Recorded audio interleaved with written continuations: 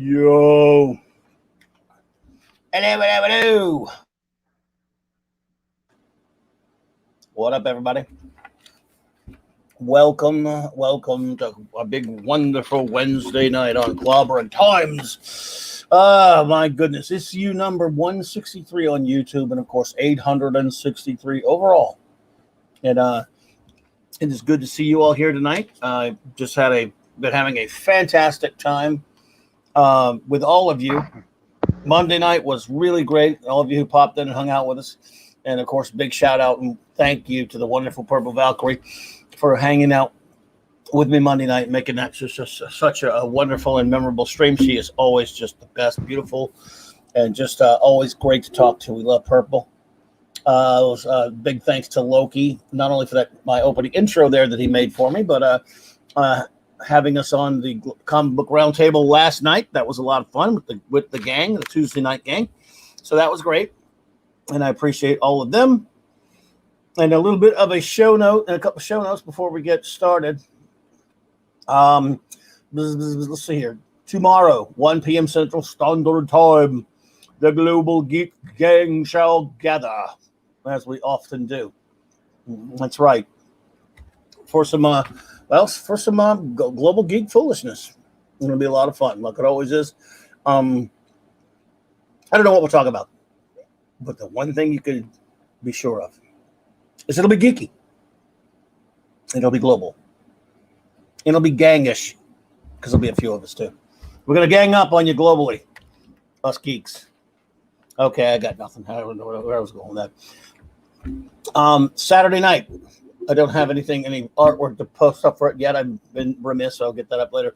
But Saturday night, and by the way, what a fantastic crowd you all were this past Saturday. I said it the other night, I'll say it again. You were all, what a great bunch, and what a great time we've been having, Raquel and I, and myself, and I hope all of you, because you guys are just terrific. It was great. We talked Star Trek, the motion picture, and Star Trek 2, the Wrath of Khan. It was a blast for us. I hope you all enjoyed it just as much as we did, and can't wait for this Saturday night coming up, 9 p.m. Central, as always, in our ongoing mission to review all of real Star Trek. Raquel and I will be bringing you Star Trek 3, The Search for Spock, and Star Trek 4, The Voyage Home. And long range, again, this is way out there because we're going to keep announcing it and just, so everyone's ready for it. Marvel Comics, of course, will not adequately celebrate the Fantastic Four. So it falls, of course, to Clobberin Times. So I shall call in my global geek gang to gather and celebrate it on the very day, 60 years, the very day of the release date for Fantastic Four #1, which was August 8th, 1961. Well, August 8th, 2021. The Global Geek Gang shall gather to celebrate that 4 p.m. Central Standard Time on that lovely Sunday. And we're going to tell you, it's going to be great because the world's greatest comics magazine, as it has been so called, on its own cover for a long time when they did that. Remember when they used to make comics, everyone? I'm sure you remember that. Yeah, they used to make comics. Well, Fantastic Four shall be celebrated all year round, but this will be the big one here because I figure what better day to do it, right? So cannot wait for that. And, of course, a big shout out and welcome to my good buddy Flash, who hung out with me last week and is here with me again this week for some Wednesday night fun. What's up, buddy? What's going on? Great to have you here, man. Dude, again, I can't thank you enough for last week. I just had an absolute blast talking movies with you and doing our list countdowns as always. Our lists are so much fun. Because they irritate Claude, but even if they didn't irritate Claude, they would still be fun. That's just a bonus, right? Did I lose you? 100% bonus. No, Yeah. 100% bonus. Yeah, that's decisive. We should do a list about Claude. Let's do a Claude list soon. Yeah. So I don't know if Claude's here, but we'll do a list for him. Let's say a few hellos to some wonderful friends who are in the chat. The great Phantom Outsider. What's up, buddy? Good to see you, my friend. Snort of Poopers Cuber. T-Bud Martin. What's up, bud? Janet from another planet. It is lovely to see you, my dear. Thank you for being here. Dabman Walking 55. What's up, buddy? Let's see whom else we have with us tonight. Bop, bop, bop, bop, bop. Yes, we leave the singing of names to Raquel. It seems only right. My wonderful first officer. J-Man says he'll probably be gone by the time we get started, but if you do hear this, J-Man, or even not, you get the shout out. We appreciate you, brother. Thank you for stopping by, buddy. I had to run in and out of there. Ironcaster, buddy, what's happening, man? JT Kirk, yo, bud. I saw you over there in Doomcock's Discord. I just couldn't hang long because I had to go help Paulie, and then I had to get over to do this stuff. But I wanted to pop in and say hi, and he was having so much fun. I didn't want to interrupt anything. But we all love the great Doomcock, and that was cool. Chris Persia, what's up, bro? Good to see you, buddy. Steve Mitchum, what's up, man? Always a pleasure, bro. Good to see you. RD with AC. What's up, buddy? Great friend of the show and member of the Global Geek Gang, as is Ironcaster. And as is Chris Persia. Chris, you are a member of the Global Geek Gang, buddy. You're always on the list, man. See how. Pat S, buddy. Fantastic 428 is the first crossover with the X-Men and that kind of price. Yeah, I thought it was issue. Was it 28? I thought it was like 25 or something. But maybe it is 28. You know my memory with numbers. But you could be right, bud. Yeah, so here we go. All right. I guess we caught him up. So Flash, movies, man. Yes. Last week, I tell you what a great crowd we had hanging out with us last week. Because we were trying to keep the flow going, and stay to the business at hand. We couldn't really stop. I mean, there was so much cool stuff going on in the chat. Remember, I used to say this back on BTR. We used to get so much fun stuff going on with the chat. 28. There you go. 28. Oh, you're right. 25 was the Avengers and the Hulk. My bad. D. Bud Martin, you're the man. Why was I thinking about the 25 for some reason? Because the Avengers and the Hulk fight. I think it was the Avengers and the FF fighting the Hulk was 25, wasn't it? Who cares? Numbers I'm terrible with, so there you go. 25 sounds better than 28. It does. It's a nicer number. Yeah. Because you wouldn't want to do a top 28 list. So maybe that was it. I probably kind of needed it last week, which is why we're here tonight. Exactly. We could have used 125 mop up last night. Yeah, mop it up a little bit. But anyway, hey, Vanilla Crazed. We'll say Vanilla Gorilla, aka Critzel. Oh, okay. You are also Vanilla Gorilla is also Critzel the Crazed. Well, it's good to know that you have an alter ego there. It's good to see you there, Vanilla. I like that name, by the way. Let's see here. So last week, everyone was putting really wonderful, mentioning lots of great, films in the chat. And it's just impossible, to get to them all, to squeeze them all into our top 25 list, even though there are a lot of films that just killed me to leave off. Yeah. It really did. I mean, there's so many, great movies. So what I want to do is kind of do a little bit of a recap of our list from last week. Okay. And we'll kind of run down our list from last week real quickly. We won't do it like the whole show like we did last time. Just, as like a refresher course. And then we will then entertain. We'll not only talk about some films that really killed us to leave off, but we will also see what some of our friends in the some of the favorites of our friends in the chat are. In other words, obviously we can't get 25 out of everybody, but what are the ones? What are like your top 2 or 3 or 4 that would be on your list if you made a big list at the top? Because I mean, again, why were we idiots for leaving this movie? Oh, that's a separate issue. But yes, also, why were we idiots?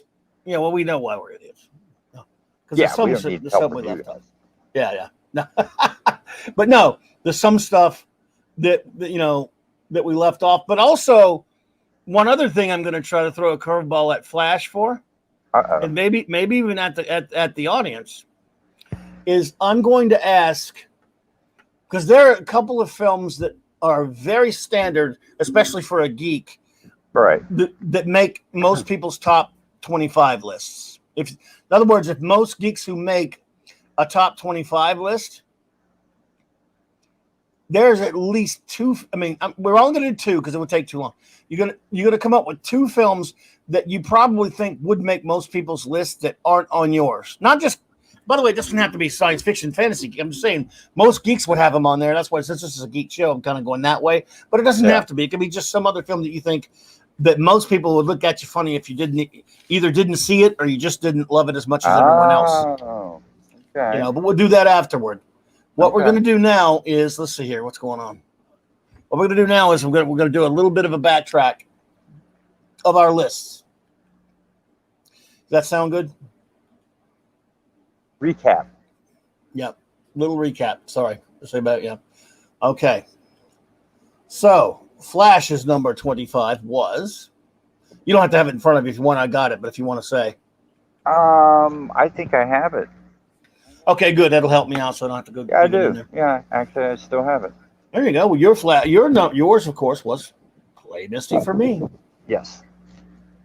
My 25 was Tron, and your 24 was Alien. So I'll have to get you to say it because I can get to it faster if you say it. Yeah.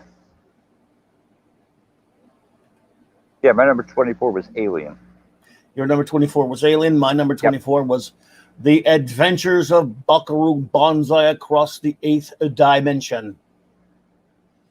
And your 23, right? Yeah, was Sling Blade. Sling Blade.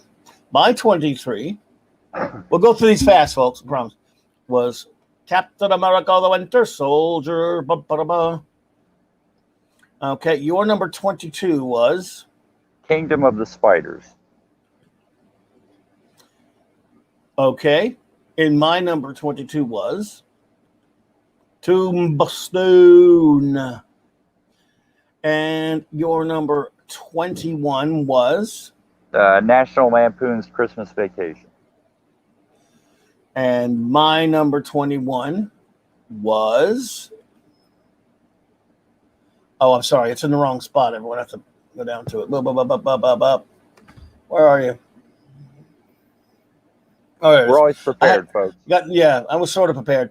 Was Big Trouble in Little China. Now I go back up.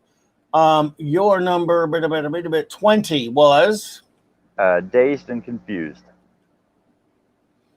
which is us. Yes, we are very dazed and confused right now. My number 20 was Batman Mask of the Phantasm. And your number 19 was the original Dawn of the Dead. Where is it? Oh, there we go. And my number 19 was L.A. Confidential. Hey, I got a sort of an adult movie on my list, everyone. Look at you. I bet that was a big surprise. Your big boy pants. Yeah, just for a minute though. Just not long. They're coming right back on. Yeah. Well, they come back on like once or twice. Your number, what are we 18? Yeah. You're 18. My number 18 was Fargo. You wore big boy pants much more than I did.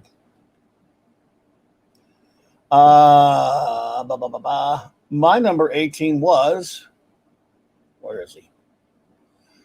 Sorry, folks, I had to move down again. I think because I put it in the wrong spot. There we go.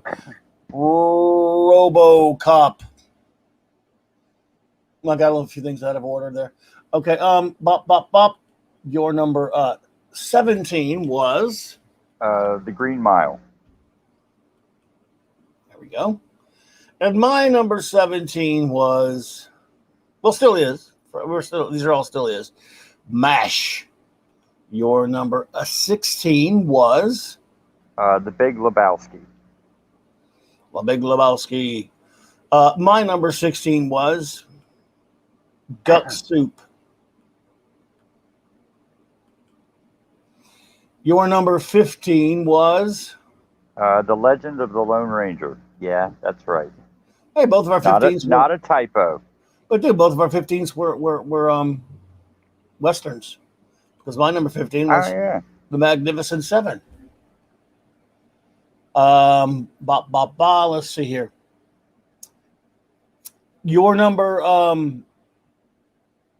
14. 14 was Fast Times at Ridgemont High. there we go. Nice.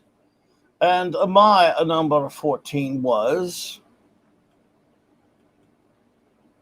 The Great Escape. Your number 13, sir, was Tombstone. Oh yeah, I got to backtrack because we already showed it once. That was Tombstone. Was your number 13? One of our doubles. This was the first of our doubling, right? Yeah. First of our doubles. Okay. My number 13 was Die Hard. Your number 12, bud, was John Carpenter's Halloween. Not Rob Zombie's Halloween. Carpenter's Halloween. No. What do we? What? We're not that hopeless. That's another list. That's another list. In fact, it was on another list. Yeah. If I remember right, was it not? I think so. If it wasn't, it should have been. What are we? 12. My number 12 was It's a Wonderful Life, and your number 11 was A Simple Plan. And now, folks, we are in. No, I got one more 11. We got 11, then we'll get to the top 10. Sorry. My number 11 was Who Framed Roger Rabbit. And your number. All right, now we're top 10, folks. Top 10. Now we're getting serious. Yeah, we're getting serious, folks. Flash's number top 10 is Raiders of the Lost Ark. My number 10 is next Saturday night we're sending you Back to the Future. All right. That was uncalled for. Sorry. Your number 9. My number 9 was MASH. Oh, that's right. So that's our second double. Yeah. A great MASH, folks. My number 9 was well, who are you gonna call? Some Ghostbusters, folks. Your number 8. My number 8 was Psycho. Psycho.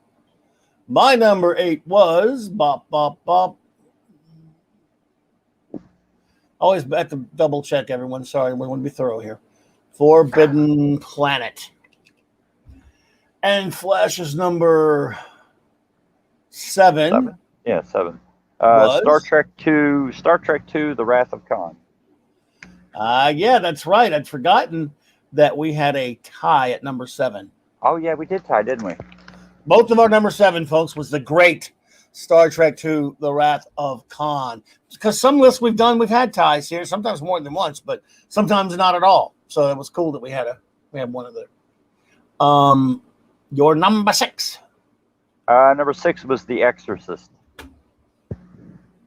Number 6 was The Exorcist for Flash. For me, is Planet of the Apes, the only one that ever will count 1968. Screw any other ones with that name. Bop. Let's see here. Number 5 for Flash. Yeah. My number 5 was Ghostbusters. Okay, that's right. Number 5 was Ghostbusters, folks. Ghostbusters. Okay, the Ghostbusters. All right. My number 5 was Jaws. Jaws. Jaws. Your number 4, bud, was The Empire Strikes Back. The Empire Strikes Back. My number 4, coincidentally, is a little film called Star Wars with nothing behind its name and no number behind its name. No bloody 4 or A New Hope. It's just Star freaking Wars. And that's the way I like it. But your number 3. My number 3 was The Dark Knight. Flash's number 3, The Dark Knight. My number 3 is got to backtrack to it because it had already been made. Flash is number 10, I believe. Raiders of the Lost Ark. And Flash's number 2 is Goodfellas. Goodfellas. And my number 2, you think I wouldn't have to check that? I didn't even have to check it. Listen to Reflex. Is Superman the movie. And Flash is number 1 all-time favorite movie. Is, and ever shall be. Yeah, forever. Nothing will ever top this movie for me, and that would be Jaws. Jaws. Absolutely, and I feel the same way about my number 1. I don't know, I don't know if it'll ever be top for me, but I don't know. But my number 1 is, of course, Star, The Empire Strikes Back Wars. Empire. And so those, ladies and gerbils, are our top 25 all-time favorite films. And before we get to talking a little bit about what some like to refer to as honorable mentions or just films that we loved that it killed us to leave off of there, I'm going to go take a look since I'm way behind on what the chat is saying and just see if we got any more new friends who've rolled in. Looks like a few. Let's see here. Bop. Phantom Outsider. Did I say hi to you earlier? I probably saw you, didn't I? Of course I did. Yeah.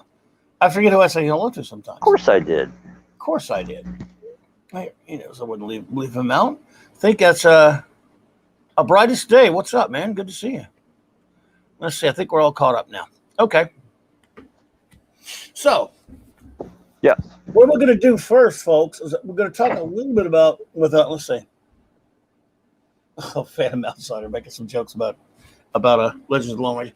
A few things I want to do first. Of course they are. They all pick on. Yeah, even I talked to Claude about it though. Even he admitted that he likes it. Yeah, I know. So we're going to talk. For right now. Let us talk about at least 4. I'll tell you what. We're going to talk about, each of us will take turns talking about 5 films. Well, thank you, Dadman. I appreciate that. Each of us 5 films that it killed us so much to leave them off the list that you could have almost been on there. In other words, you could have almost flip-flopped them with something else, but you love them. The other ones, you just made your decision, but you wouldn't have hurt your feelings if you had stuck a couple of them in there in the top, toward the back of the top 25 or something. If you know where I'm coming from? Feel you. You know what I'm saying? So there's something like, man, because once you get, let's say you, for example, you made a top 100, right? But we're cutting it off at the 25 point. So you're 26, you're 27, you're 28, something like that. You love probably just in this almost as much as you love 21, 22, or even 19 or 18. I'm guessing, at least that's the way I kind of look at it. So, off the top of your head, or if you got them written down, if you have some in mind, written down. You act like I'm prepared. No, I'm not. Well, I actually wrote a bunch of down just so I wouldn't forget stuff, but usually I'm not prepared. Throw out. You throw out one, I'll throw out another one, then we'll throw a couple of out there that could have just got in there and into that 25, but you went with another one, but it's almost a coin flip in some cases. If you've got that, because I got a couple of that like that, a few like that really. Right. And then of course after we do a little bit of that, I'm going to talk to our chat for a little bit. Well, I will admit something before we proceed with that. And I think I did mention it. I cheated. I was a big old cheater on the last show because, quite frankly, I didn't want the list dominated by 3 movies in the same category, such as the Star Wars trilogy. I put The Empire Strikes Back on there. However, I also love Star Wars and I love Return of the Jedi, but I didn't want 3 slots taken up by 3 Star Wars movies. So I just which one's the very favorite. So that's where I cheated there. I did that with George Romero's Dead trilogy too. I love the original Night of the Living Dead, and I love Day of the Dead too. But it was just pick one out of there just to streamline that. So I cheated there. Those would have definitely come in on the list, and probably if I'd have been honest and forthright about it, a lot of the movies that made my top 25 would have been bumped for those movies. You know what I mean? Sure, Like my number 25 wouldn't have even been there. 24, so that was the only way I could think of to get everything in was by cheating a little bit. So yes, I did cheat. That's okay. A lot of the Star Trek movies basically came down to which one, because I love Star Trek motion pictures. Yeah. And it probably would have made my 25, but once it's like I said, I didn't want Star Trek motion picture and the Wrath of Khan in there, so I did cheat quite a bit. I also did it with The Dark Knight because I really love Batman Begins. And I'm like, which one do I like better? But I understand, sure. Ones I can think of off the top of my head, like the big major ones that got bumped, would probably be The Godfather. Mm-hmm. Probably, man, it's tough. I know The Godfather for sure. Quite possibly Casino would have probably cracked into there. Sure. I'm still amazed by The Wizard of Oz. I'm not a big musical guy at all, but I'm amazed by what they did with that movie. It's just, I mean, it's still mind blowing what they did. So I think The Wizard of Oz would have probably made it. And yeah, probably RoboCop definitely would have made it on there. Yeah, for sure. So those probably would have been in there if we'd have gone a little bit further. Well, I can see that for sure. I tell you what, I think when I wrote down just stuff that would be honorable mentions, I ended up with 30 or 40. Yeah, exactly. Yeah, we're getting into the same mess. Yeah, it's the same old mess. So, but things that have just really kind of killed me to leave off, just a few that off the top of my head that killed me to leave off of this list was the original King Kong from 1933. The Adventures of Robin Hood with Errol Flynn. John Carpenter's The Thing. Yeah. I love that movie so much. It's really close. Actually, another I have two Zemeckis films. Another Zemeckis film that would have been on there for me is a comedy that's lesser known that I love called Used Cars. Love it. Love that movie. Yeah. I love it. I actually do love Airplane and I love Patton. I do. I actually love the other two Indiana Jones films. Yes, two. And as well. Mark D mentions there. I mean, I love Rocky, and I actually love Rocky 2, 3, and 4. I mean, I love those four. But they would be in my top 100 probably at some point, or some of them would. But The Incredibles, Toy Story 1, 2, or 3. Almost either one of them could get up in there. They were close. I'm talking about it. Fright Night, the original, the only one. Right. Dirty Harry, The Living Daylights. It goes on and on. I mean, The Living Daylights, Goldfinger, a few Bond films. It's funny. I'm a Bond freak, but not one of them made my top 25. But I still love James Bond movies. When they still made James Bond movies, so stuff like that. The Bad News Bears. I mean, I love that. The real one. I love that film. Kong 33. Actually, Mark D with the remake, the terrible remake. The first Dino remake was 76 for Kong. The terrible Dino remake. Escape from New York. Die, everybody cry. Everybody should love my Kong. When a Kong dries, she make you cry. Star Trek 3 I dearly love. I love the motion picture. I love The Rocketeer. I love The Bride of Frankenstein. Young Frankenstein. That one killed me. Bride of Frankenstein. Actually, I'm ashamed to admit this. I think it just slipped my mind. Well, I got worse for you. It'll make you feel better. When we did the list before, back whatever year that was, 10 years ago, whatever it was on my list. I bumped it because there were a couple of things I kind of wanted to put on there. Right. I'm not proud of it because I love The Bride of Frankenstein. So there's just so many. Yeah. 48 hours. A film I love. I love. It's just The Searchers. They're just there's so many films. it's just impossible. I mean, 100 really isn't enough, but 100 is at least, easier to digest. Right. So, but Real Genius, one of my favorite movies no one even ever knows about. My Name is Nobody. I love that film. But the reason why we kind of mention all of these, everyone's to show you, look, whatever made it into that top 25, it's there. It's a tiny number. Some lists, it's not a tiny number. You know it, but and a little side note, you want to make the next thing we do TV shows? That would be fun. Sure. I'm in. I'm game. Okay. In the very near future, folks, we will tackle TV shows next. That won't be easy either. I think it'll be just as tough. I don't know about you. As long as we have Gilligan's Island at number 1, we'll be all right. Well, but that goes without saying. Yeah, I love Brian. I do love Brian's song. That's a little inside joke. Yeah, I'll explain it one day. Mark D. Brian's song's a great movie, but it was a TV movie, wasn't it? Still a movie.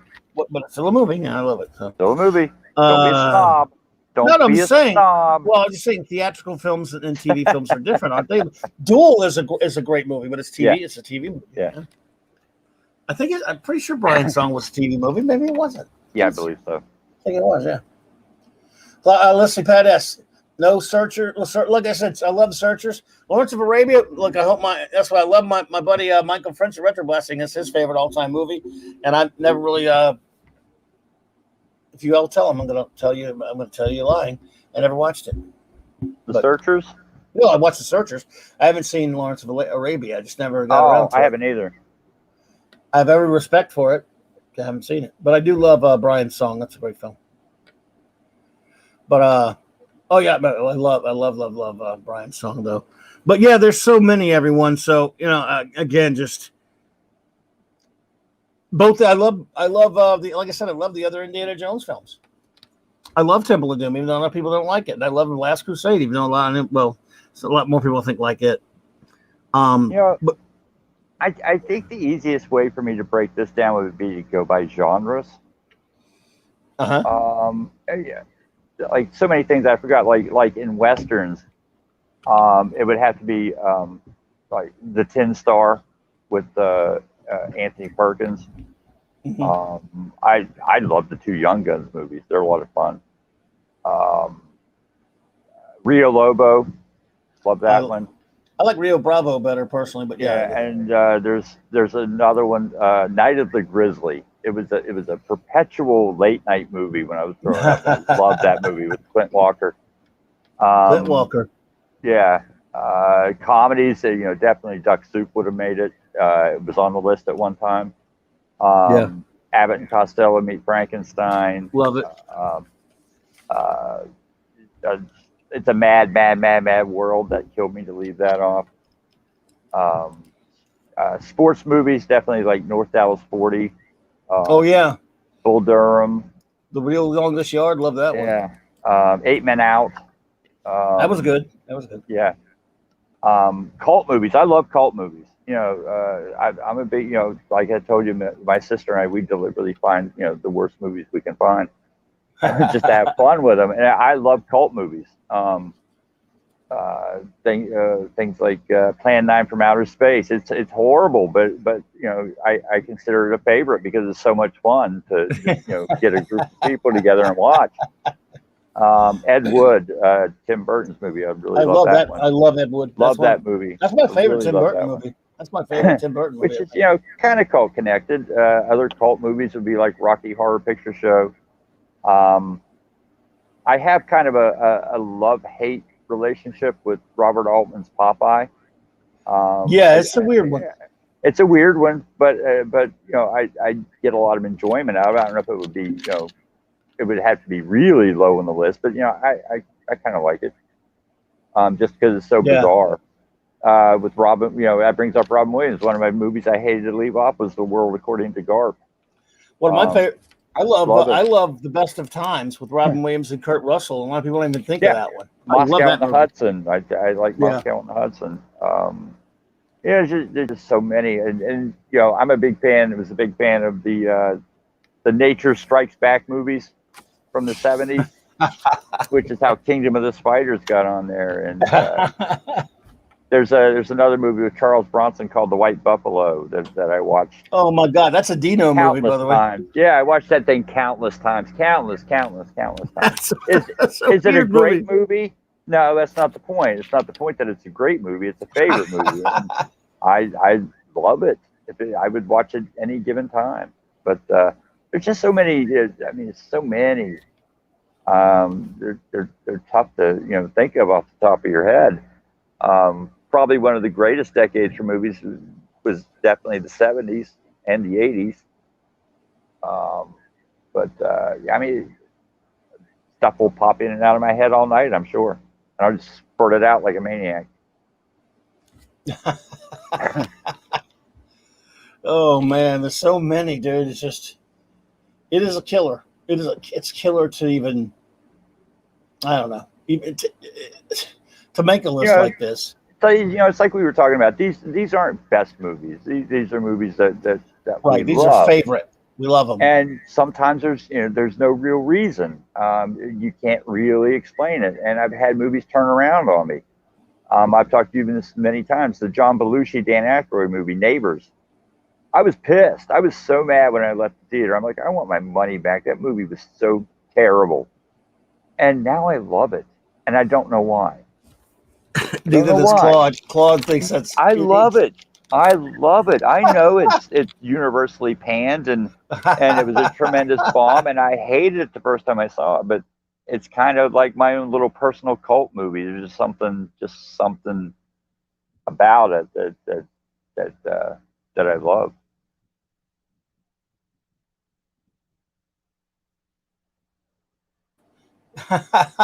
That's kind of funny. You get your own cult film there. So there you go. Yeah, I got my own little cult movie. That's one Claude that can't understand. He still hates it, says it's still horrible. But here we go. Yeah, well, Claude ain't here, is he? I don't know where that boy is. He opted to not do a list. If he'd have done a list, he could have expressed his opinion. That Pawpaw is asleep by now. Pawpaw's sleeping. D. Bud Martin, I love the film Real Genius, but it's time to address the elephant in the room, folks, because Pat is kind of brings it up. Okay, if you could name one or two movies that it's not necessarily that you might hate it, because I know there's something you hate, but everyone loves it so much. It makes all the lists. Everyone looks at you like you are a monster if you don't love it as much as they do. Even if you don't hate it, you might just not be your bag, I've got one, and it's been mentioned in the chat. And I could name two films that I saw at the theater and never watched it again. That was both of them in 1982 that are on everybody's best list. And one of them is one that every science fiction fan, if they don't like it, they have to turn in their science fiction card, a fan card. So before I tell mine, what do you have? I know we all know one made your hate list. But I mean, if it's just not that so much, but you can mention that one, of course. But just one that's like everyone loves it. You're like, I understand everyone loves it. It's just not my thing that much. Yeah. Apologies, Minion. Good to see you, dear. That's Citizen Kane. I don't get it. I don't get it. I don't get it. And I challenge you, by the way. I believe you if you tell me you've seen it, but I think a lot of people haven't seen it. It's like those people that have a full library in their house, and you're like, you didn't read all those books. You've got that book up there because you're supposed to have that book up there. And you've got that movie on your list because it's supposed to be on your list. It's supposed to be. It's supposed to be number one. It's the best movie ever made. It's a boring slog to sit through. I hate it. But, At least you watched it. I never. People love it. It's terrible. I hate it. Can't stand it. Mark D with the C, your agonizer, please. So I've got two that, again, I don't hate them. In fact, I respect them, especially one of them. And I saw them in the same year at the theater one time, and I don't think I've ever sat through them again. And one's going to get me in a lot of trouble. You thought you got in a lot of trouble when you expressed your hatred for the film Aliens. Oh, yeah. Which you hate. I like Aliens a lot. I love it. But, I mean, you hate it. And a lot of people, as you know, a lot of people love it. Right, but as you know, a lot of people do love it. Sure, yeah. I'm in the minority. And it's okay. I'm in the minority on some stuff, too. Number one, the film E.T. makes everybody's top lists I've seen it one time in the theater in 1982.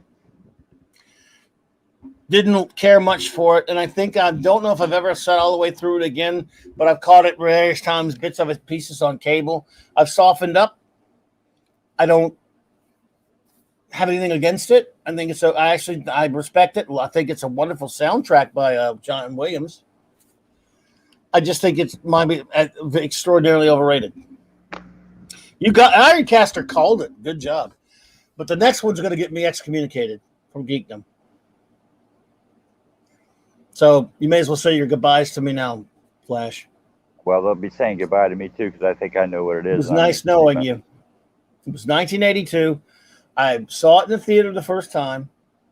I wasn't blown away by it, nor do I hate it. Everybody I know reveres it as one of the greatest movies ever made. They love it. And I've always meant to go back and watch it again. Because remember, I was 18 years old. I was just able to go see R-rated movies by myself. I was actually just slightly south of 18 years old. So 17, really. And I'd seen it again, I've seen it. And wow, Ironcaster called it again. It's called Blade Runner, folks. Yeah. I have every respect for it. I have nothing against it. When I saw it in the theater, I walked out like, I did. Everyone who tells you they saw it, it blew them away. This is the most wonderful, fantastic thing they've ever seen in their life. And I didn't really learn this till a few years later.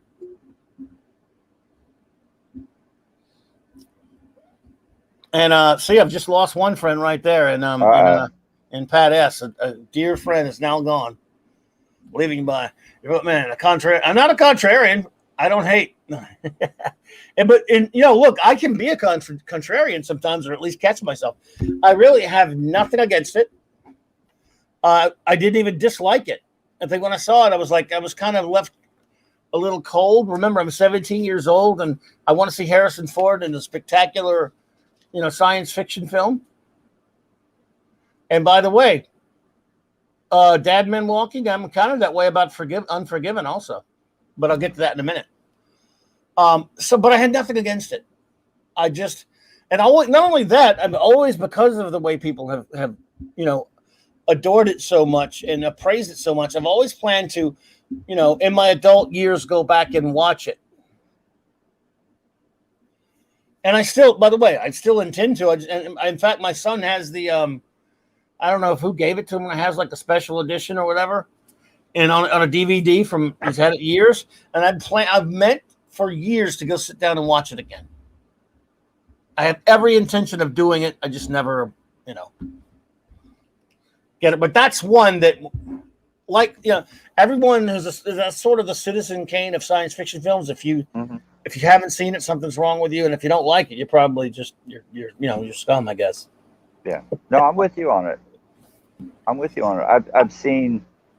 think I've seen every version of the 754 versions that are out there, and it's just not for me. But and by the way, it's perfectly fine. People really love it, which is great. No problem. Like you. I don't hate it. No, I don't hate it. But see, I might watch it tomorrow or whenever I do. When I plan to watch it before I kick off, everyone, I might watch it and love it. That's happened to me before, folks. I've watched films and wasn't really all that big on them before, and then watched them years later. In this case, it would be decades and decades later, and just really, really either liked them a whole lot more or loved them. That's happened to me before.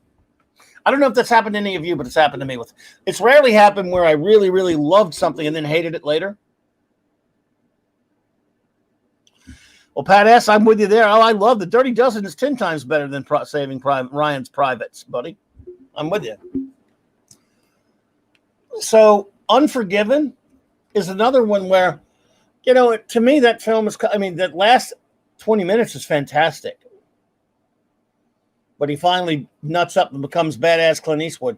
First couple, and this really gets me in trouble. Unforgiven was kind of a Hollywood way of, in my opinion, kind of dumping on the old spaghetti Western and the old Western characters and, just trying to inject too much of a bit of a, I don't know, a little bit too much realism into the character. That I don't know. I don't know. He was just kind of a wimp for a while in that film. I understand why. Nerd Corporeal Life Form. Good to see you, my friend.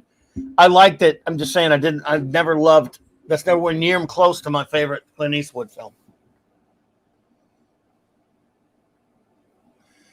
Oh, well, I just got in under the wire there, Mark D with the C, because I said I do like it. I just don't love it as much as most people do.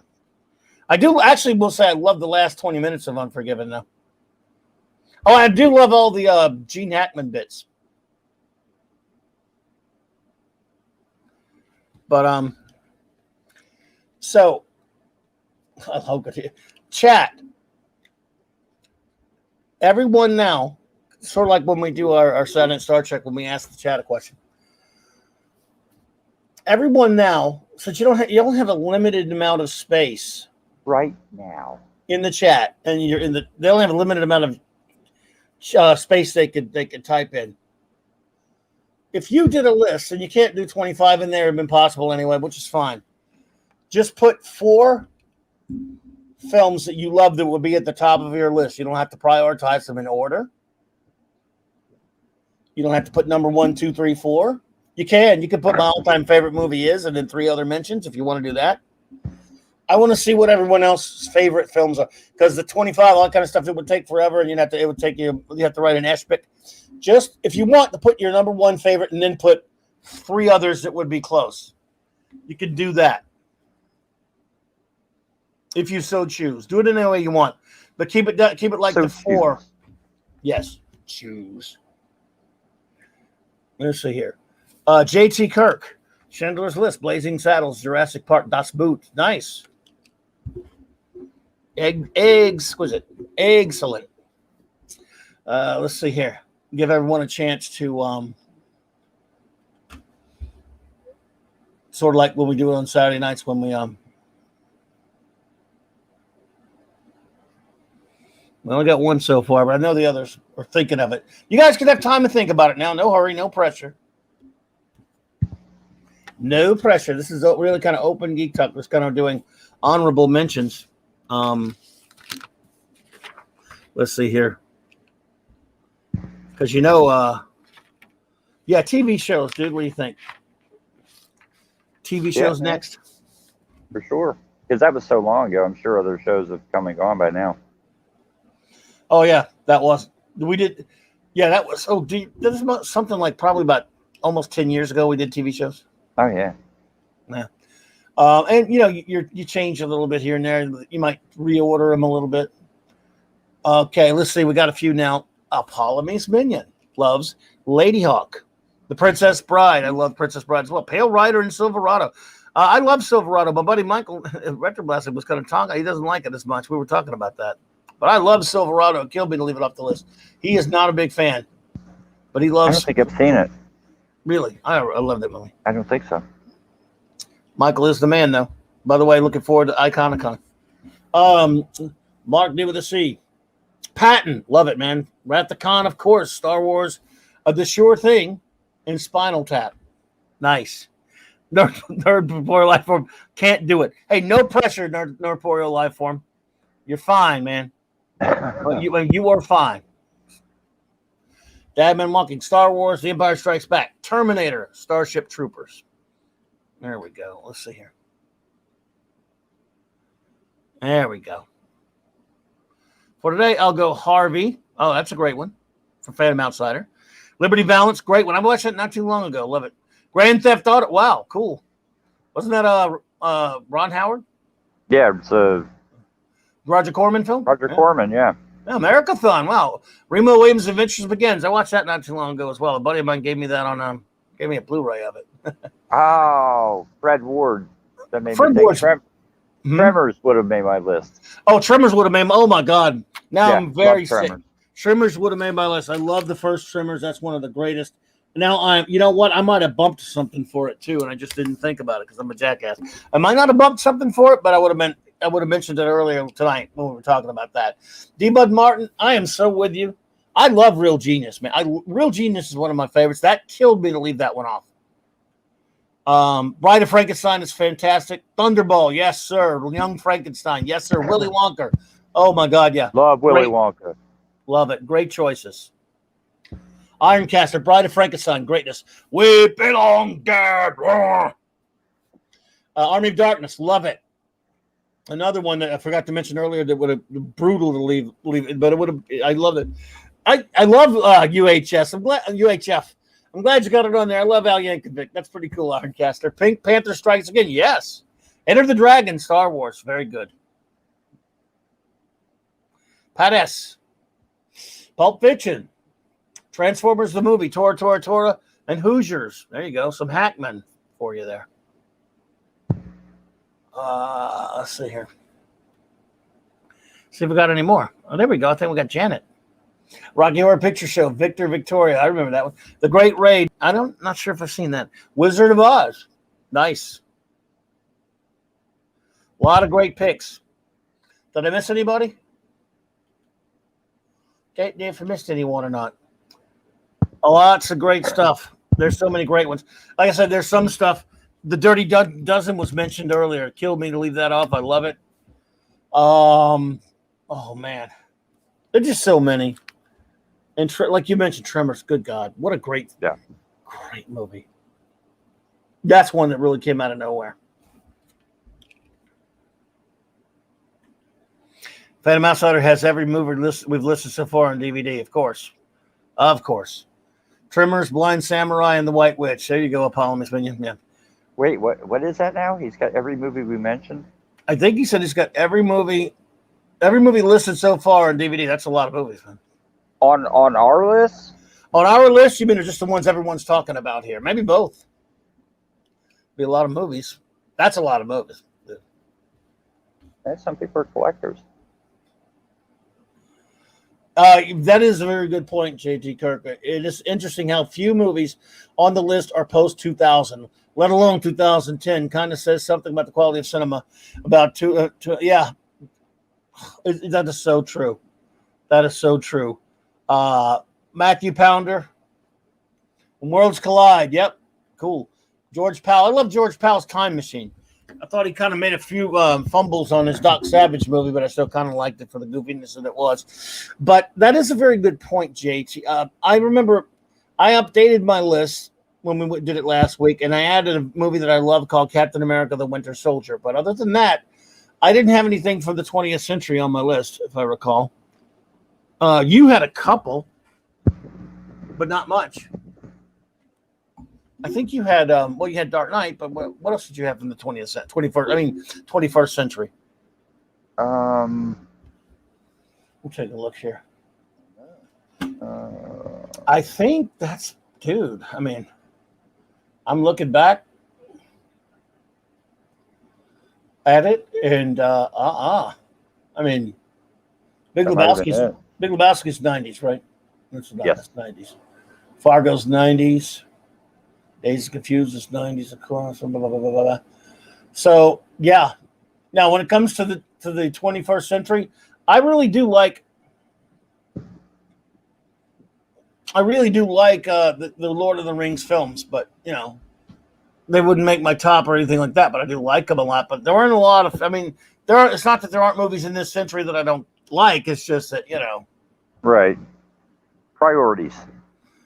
And there's another one that would have been way high up for me. Smokey and the Bandit. I love it. And again, we were talking about just 70s comedies alone. If you're talking about Stripes, I love Stripes. Well, early 80s. I love. I did mention Bad News Bears. I even love Bad News Bears and Breaking Training. I do too. It's great. Caddyshack. I never even thought of Caddyshack. Oh yeah, Caddyshack's a great one. Yeah. Again, it's just, and you had more comedies on your list than I did, but yeah. I mean, like you said, they're genres. Yeah. Best Little Whorehouse in Texas. I don't think I ever saw that one, Janet, but I know of it, of course. I don't think I did either. I didn't see it, but of course we all know about it. Burt Reynolds and Dolly Parton. Yeah. Meatballs. A buddy of mine gave me a DVD or a Blu-ray of Meatballs. I saw Meatballs in the late '70s, and it was pretty good too. Of course, that was Bill Murray in his early days there. Dead Man Walking. Meatballs, the original is very good. I don't know about the sequel, but I think there was a sequel. Yeah, I think.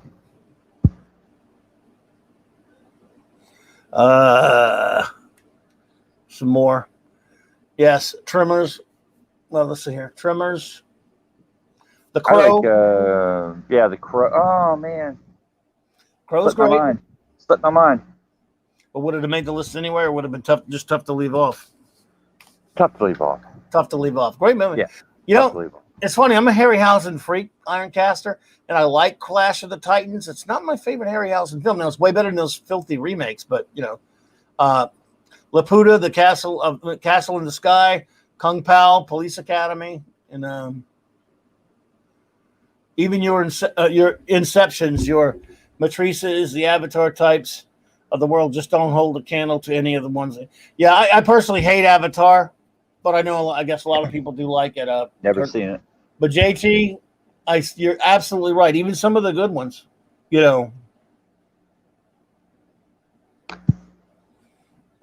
even some of the good ones, just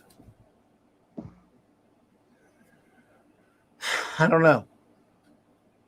They don't hold a candle to the 20th century films, and I love Blue Hero '96. There you go. Good to see how you doing. I, for example, love Robert Downey Jr.'s first Iron Man film. That would have been close to my list as far as superheroes movies go. That's one of the best. So for the 21st century, that's one that is solid and something that is good enough to be in the 20th century that I really liked a lot. Somebody's throwing some more out there at us. Let's see. Oh wow, Phantom Outsider, Brewster's Millions. I love Star Crazy and Silver Streak though, and Brewster's Millions, but I love Star Crazy, and I love Silver Streak. Those are two great films. What a team those guys were. What Gene a Wilder run. was the best. But Gene Wilder's fantastic, and teaming him up. You talk about brilliant duos. Teaming him up, a guy like Richard, Gene Wilder with Richard Pryor. That's fantastic. Now, again, they made only a few movies together. They made Stir Crazy. It was Silver Streak, then Stir Crazy. Did they make one other later? See No Evil, Hear No Evil. Yeah, that was it. But that was way later, though. And they were older. They should have done a couple more because I love Silver Streak and I love Stir Crazy. They are great together. And they could have made a lot more really good movies. Yeah, Gene Wilder just made me think of one that I can't believe I forgot about. I don't know if it probably would have just barely been bumped out as Bonnie and Clyde. Oh, you mean the Warren Beatty? Yeah. He's got a small part in that. Oh, that's right, he did, didn't he? Well, see, that's a very good film. But did you know I'm descended from Clyde Barrow, right? I've told you that before. Did not know that. My grandmother on my mom's side was a Barrow. Really? From there, and she was. No, I don't think I've heard this before. And Clyde Barrow was a monstrous piece of, and so was Bonnie. They were both pieces of garbage.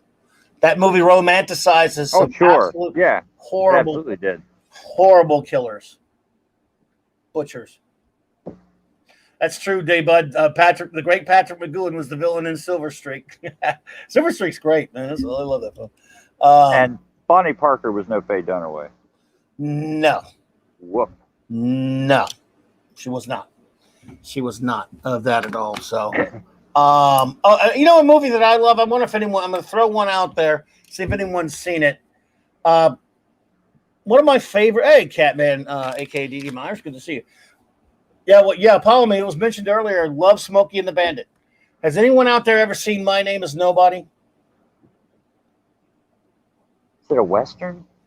Yes, it's a Sergio Leone. Well, he didn't direct it, but his one of his acolytes did. And it's got Terrence Hill, but it has Henry Fonda. I think I have. I love, unabashedly, unapologetically, love that movie. It's close. It came close to my list.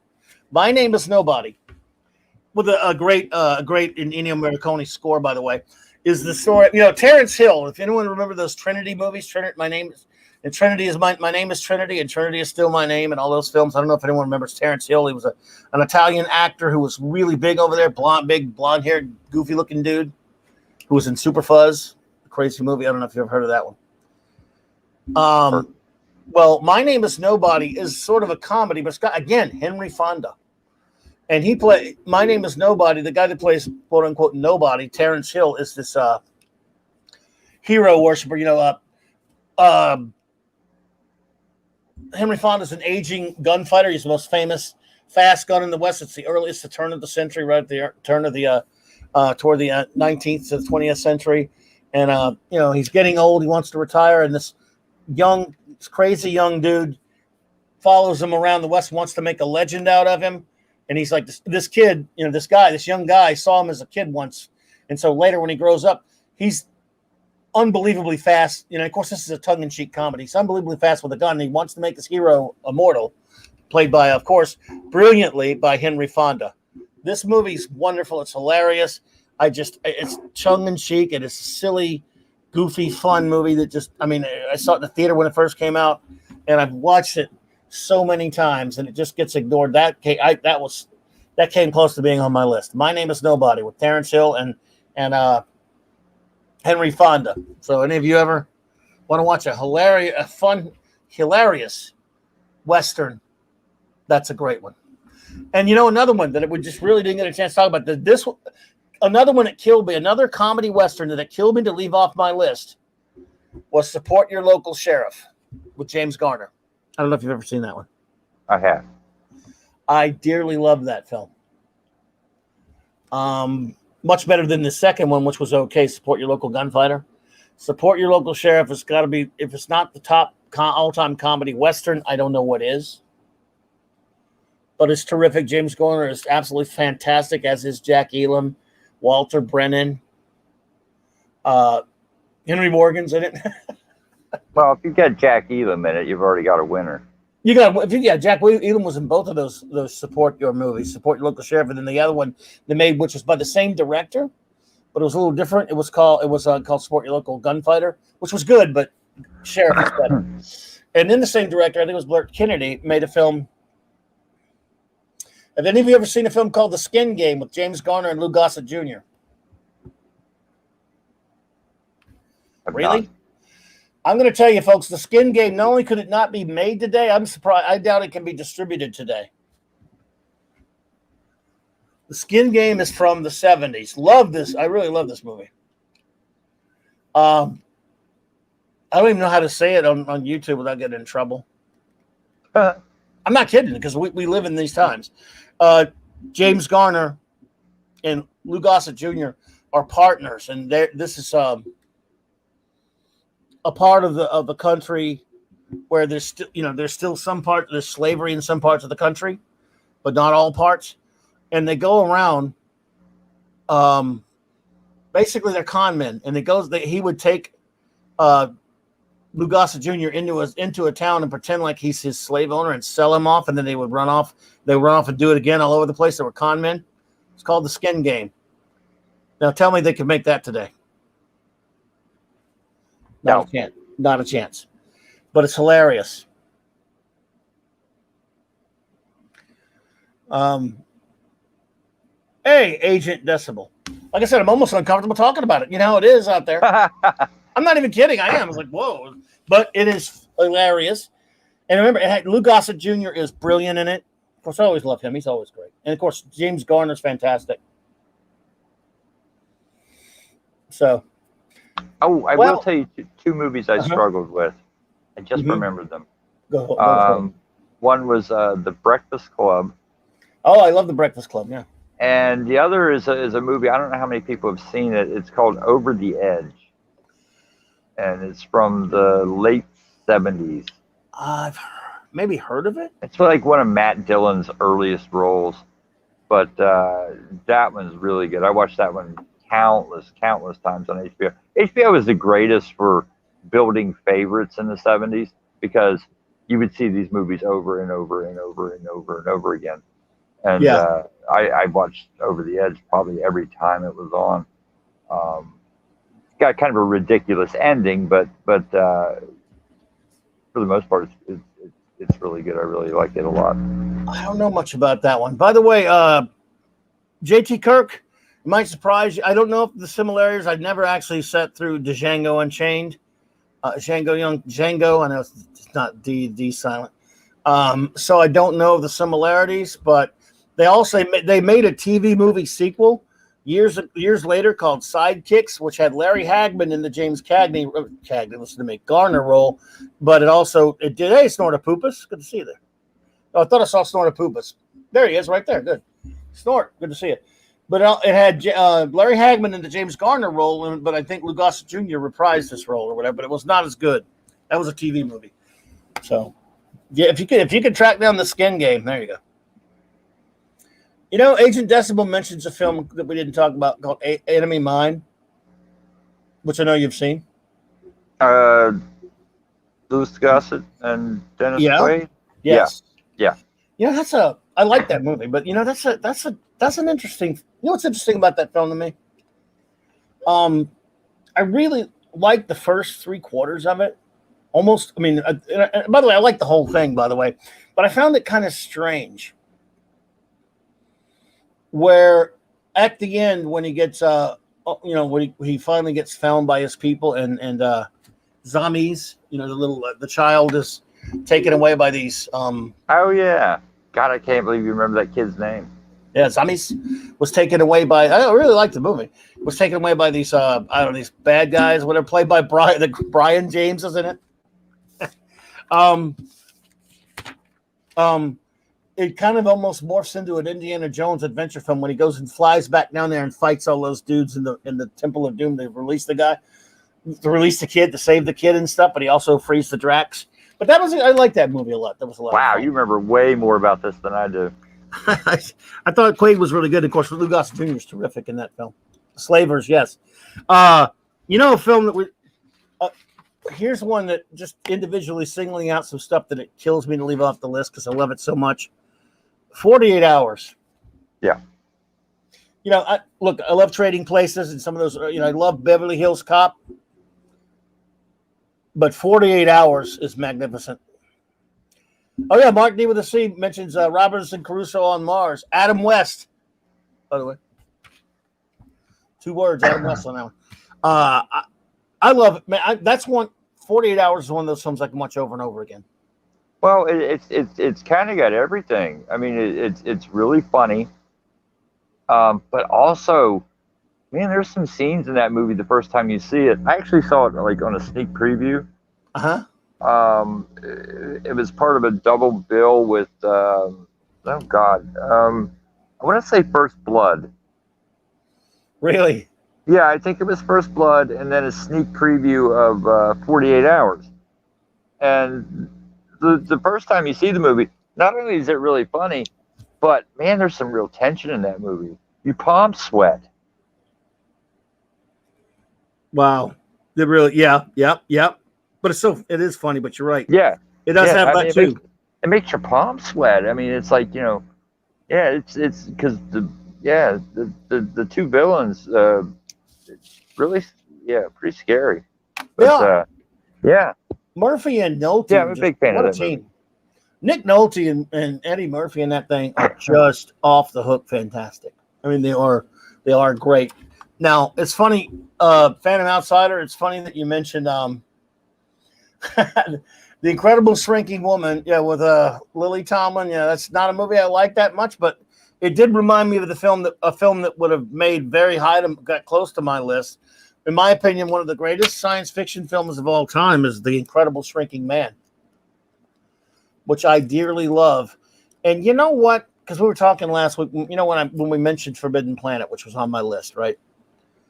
You know, it's very tough for science fiction films of that era to be taken seriously. Sure. You know, if you watch them, even like MST3K even made fun of This Island Earth. And there's a lot to make fun of. But MST3K could not really bash Forbidden Planet. It still holds up and stays serious. But The Incredible Shrinking Man's like that. It's still deadly serious. It does not, and it even had these special effects, which are for that time phenomenal. I wouldn't want to change a thing with them. I don't know if you've ever seen this movie, but I've always loved it. And it's not like a schlocky old, Don't science think fiction I film. have. Where pretty basic stuff as you can imagine. The guy Yeah. is out on the ocean and some strange mist comes over him, and then in the ensuing rest of the movie starts slowly shrinking. It's dramatically potent, and eventually when he ends up down in his basement shrinking and has to fight the spider. That's one of the scary. You talk about Kingdom of the Spiders, which of course scary stuff. Him fighting that spider, his battle for survival. Oh yeah. In his narration, I have seen that. Yeah. that is a brilliant movie. That is again because remember, time. The era is everything. A movie like that, all science fiction films were schlock back then, except for Forbidden Planet, Rose of, and Day of the Earth Stood Still, and a few other ones. Right, and Amazing, Body Snatchers, things like that may have risen to the cream of the crop, to the level of serious science fiction films. That's another one that I struggled with was the remake of Invasion of the Body Snatchers with Donald Sutherland. I wanted to put that on there. It was very good. And also The Fly with Jeff Goldblum. Yeah. Came damn close to making my list. Oh yeah, great stuff. Incredible Shrinking Man is. I mean, if you have not seen that, anyone, you got to see that freaking movie. It's a masterpiece, almost in my opinion. I think it's that great because again, look when it was made. A science fiction concept, but not treated in a juvenile manner for the time is unheard of almost. Other than those few mentions of the films I was talking about, it's very serious. And it's some scary dude when he's fighting that monster and he has to use that needle as a sword. But it's like that monster spider over the piece of cake just to survive. Dude, it's incredible. And because it's called Incredible Shrinking Man. But I love that film. Let's see here. JD Lewis. Hey, JD Lewis. It's good to see you, my friend. Sorry I'm late to this, but one of my favorite overlooked James Garner films is 36 Hours with Rod Taylor. I don't think I like Rod Taylor. I have not seen that one. And I love James Garner. James Garner was in one of the films on my list, The Great Escape, of course. Yep. It was a nail, or was it a nail? I think it may have been a nail. I thought it was a needle, but it was a nail maybe. But wow, fighting that spider. I love that movie. And again, for some reason, we've been spared a remake now that I've said it, though. Because The Incredible Shrinking Woman was a comedy, it was a spoof. I don't know if you're familiar with Lily Tomlin and Charles Grodin. Yeah. But, yeah, so somehow, I don't know how we've been spared a remake of that, but it would just not be good. Yeah,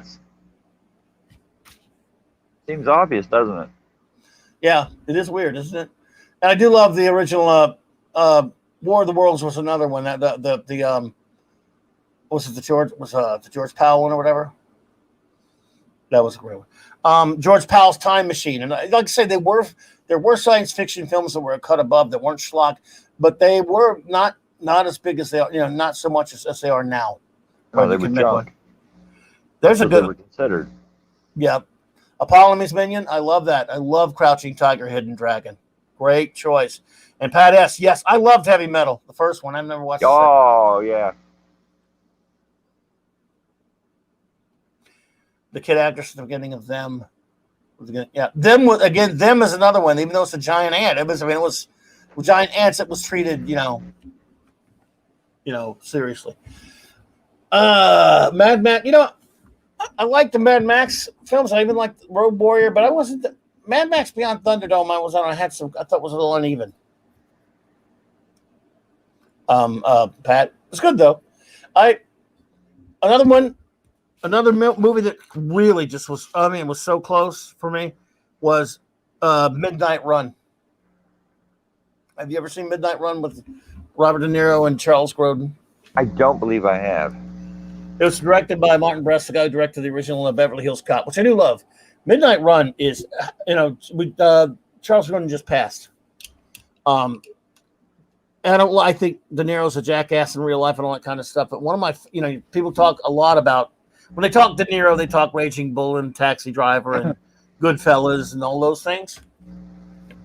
For me, it's Midnight Run. He's a bounty hunter. It is an action comedy, but it's a slam bang action comedy. That's not just a lot of action. It is heart. It is humor. The chemistry and the dynamic between him and Charles Grodin is fantastic. Do you ever get a chance to see Midnight Run, dude? Take it. Interesting, a great Danny Elfman score. A lot of fun, just pure fun because De Niro and Dennis Farina also hilarious in the film. John Ashton as well. I really do. That's one I can't tell how many times I've watched that movie. Because all these films that we're talking about are ones we've watched so many times. If it's on my list, and I'm sure same way for Flash, we didn't just watch it a couple times. I mean, no. over and over and over again. And many that aren't on the list that I've watched over and over and over again. And could watch right now. Any of these ones we're talking about, I could watch it right now. See, the bad part is, I start thinking about movies, because you've seen so many movies in your life. You're trying to make this list and you just forget about some. And Yes. one that would have made my list that I just, for some reason, it just didn't pop into my head was A Hard Day's Night. That would have made my list. Another Zemeckis, right? That's a different one. He was One Only Hold Your Hand. Hard Day's Night. I never got to see that. Really? I've seen it. Yeah, well, I'm a big Beatles fan. And they're terrible actors. They're way better musicians than they are actors. But they're all very charming in the movie, and a lot of great songs in it. And so yeah, that probably would have made my top 25. If it would have popped in my head. Yeah, you think it would have made your list? It would have made your list. Yeah, wow, there you go. Yeah, I think it would have. A movie we didn't mention. It wouldn't have made my list, but again, it wasn't. It's interesting because it's one of the biggest films of the time that people don't think about it anymore. But Close Encounters of the Third Kind is not. I mean, I don't know. I don't know if we've ever talked about it. It's one of those. I like it, but I don't love it. I don't love it. I like it. Yeah, I think it's kind of dull. Yeah, it's the kind of thing you see once in the theater. Came out. That's good. I'm done with it. You know why I think I forget? Why I forget a lot of these movies, because you and I both say until you get to like the top 10, there's really not much difference between your 22 and your 23. And I think things just slip my mind, and I mean to put them on there. Yeah. Oh, absolutely. Look, Mark, I love Galaxy Quest, Mark. I love that film. Absolutely. And another one that there are other movies I just really like that I just didn't watch a million times, but I liked them. That other people did watch a million times. For example, I like The Matrix. I've only seen it probably once or twice, maybe, but it's a good movie. It's really good stuff. I like Dark City. I've only seen it like once or twice, or maybe once. I don't know. And you talk about compacting or compartmentalizing or cheating, quote unquote, a little bit. Yeah. I put Duck Soup on my list because it's not just because it's my favorite Marx Brothers movie. There are other Marx Brothers movies that come close, but I don't know. I'm not sure which one comes the closest to me to Duck Soup. It might be Monkey Business or Horse Feathers. I mean, I just love them both. You mentioned Abbott Costello meets Frankenstein. That's the best one. But I also kind of like. I also love Abbott Costello Meet the Wolfman and Abbott Costello Meet the Invisible Man. Something about their horror crossover things. Yeah, it was fun. Yeah. The first shared universe. That's right. I think that's something true. I think the Universal Monsters probably had the first shared universe. Yeah. That's something that blows me away that J.D. Lewis made a good point. Because I haven't seen Hard Day's Night, but I know that Richard Lester directed it, and then he's the same hack that did Superman 2 did. He is. The genius who did Hard Day's Night. It is weird, but, in fairness to Lester, and I hate the Lester cut. I like the Donner cut of Superman 2. In fairness to Lester, he was brought in the middle of somebody else's movie, and he has a completely different style. And Apollo meets Minion. Oh, thank you so much, dear. You were too kind. I don't know what to say. You were amazing.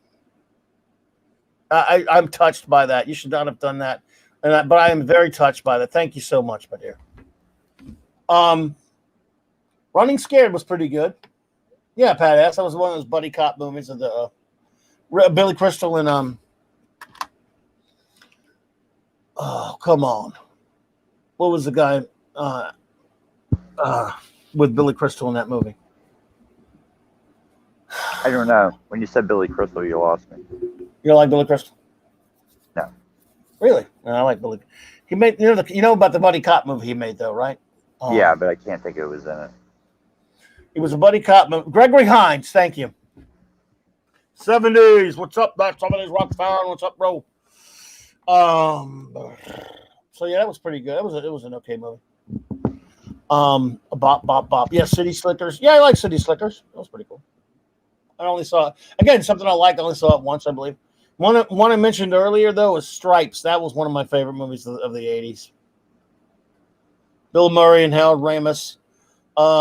Man. Yeah, I watched that thing so much. I loved it. I never thought those two could ever be in a movie that I would love more together. That I would love more until they did Ghostbusters, of course, and it made both of our lists.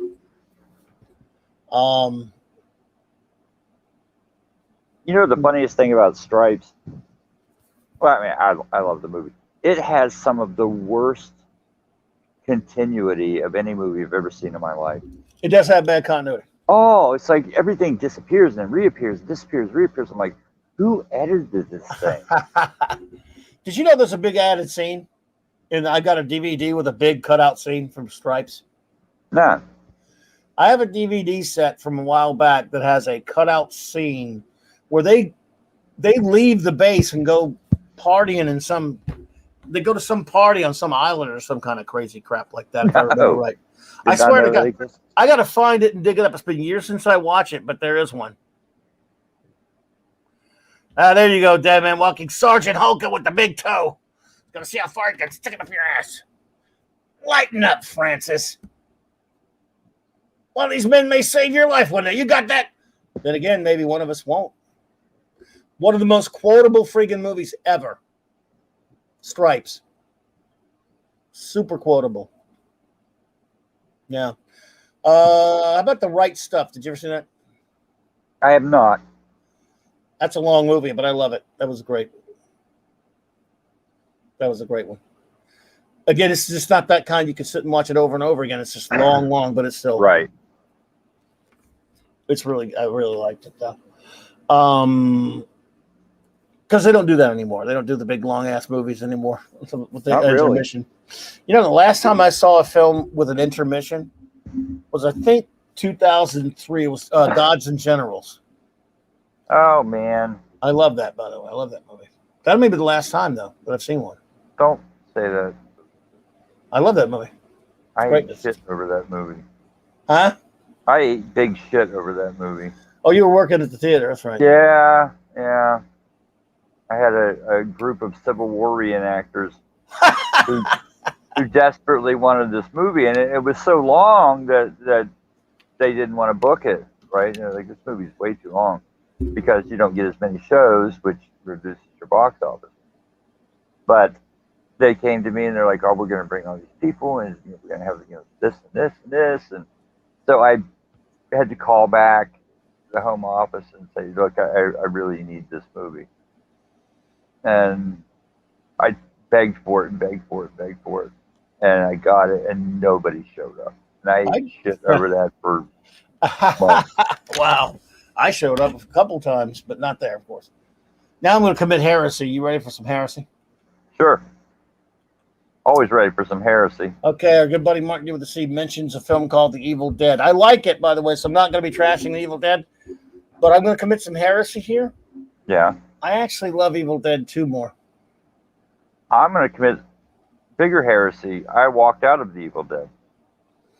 Okay, I turned it off when I rented it on VHS because it was too disturbing. I just didn't like it. I love the second movie. Because the second movie is the same movie, but it's with comedy. First movie's not funny. Yeah. The second movie's a cartoon. I've walked out of 2 movies in my life. Mm-hmm. 2. One was Evil Dead, and one was Civil War. Walked out. only two No. movies I've ever walked out of. He means Captain America: Civil War, folks. He Yeah. walked out on it, but don't worry. Yeah. I'm planning to meet him and punch him one day, right in the ear, right in the ear for it. One punch to the ear, he's gonna go, "What the hell was that for?" And then he'll go, "Oh, that, yeah." Oh yeah, I had that one coming. Yeah. Oh, I deserved it. No, we don't promote violence here. Evil Dead 2 is a comedy. Evil Dead 2 is a cartoon. Yeah. And I love it. Which ignores the first movie, kind of. Pretty much. And I love it. I mean, the first one, I respect it because they cost them $20 to make. And they got like $18 and change back. I've warmed up to it since then. The first one? Oh, yeah. I respect the hell out of it.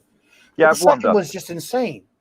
The second one is, I mean, because he still didn't have like a monster budget or anything, and he still made it funny and it looks good and it's got it's just it's insanity, but it's funny as hell.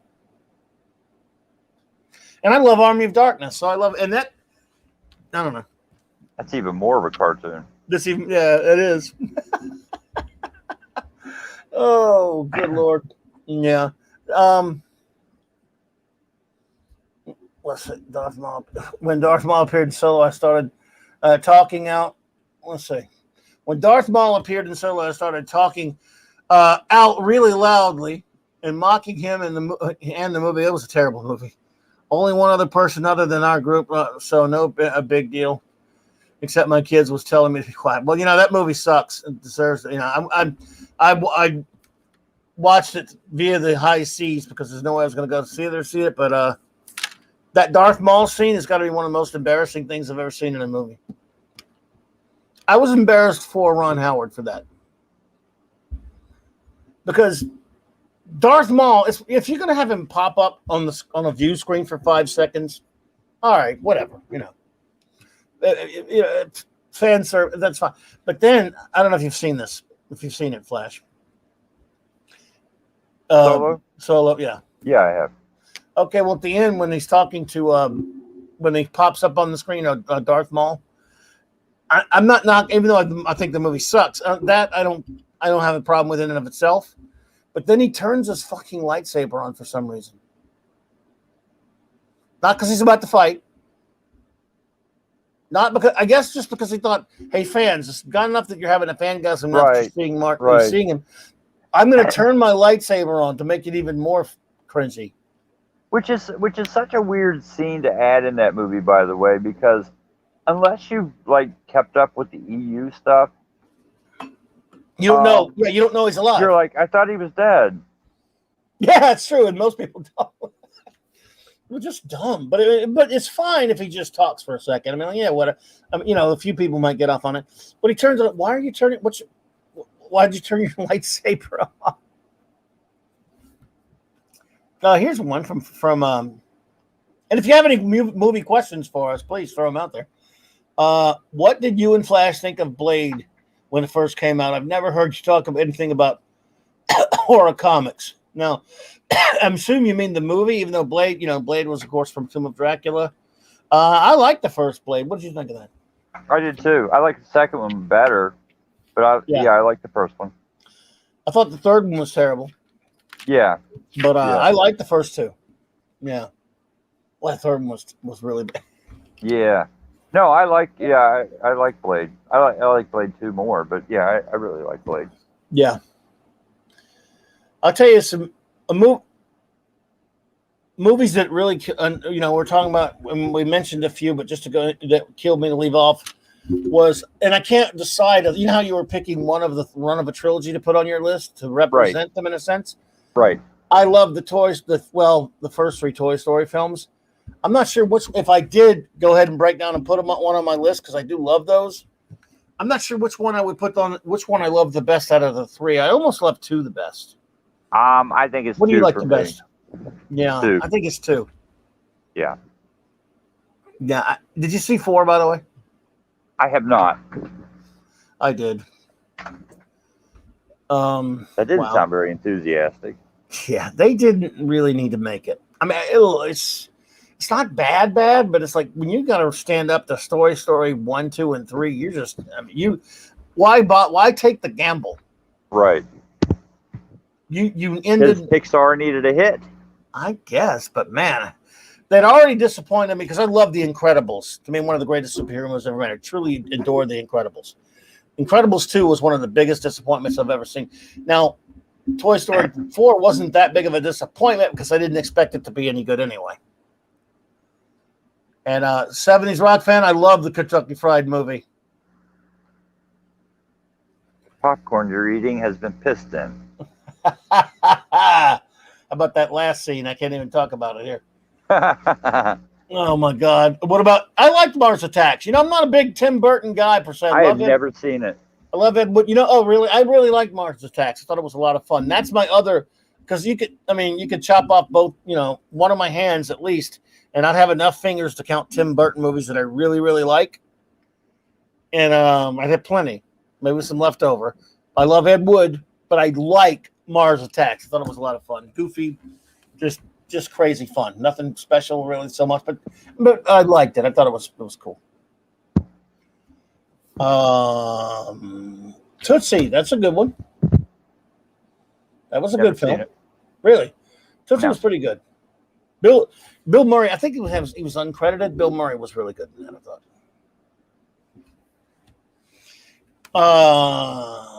Let's see here. What else we got, folks? Throwing some other ones at him.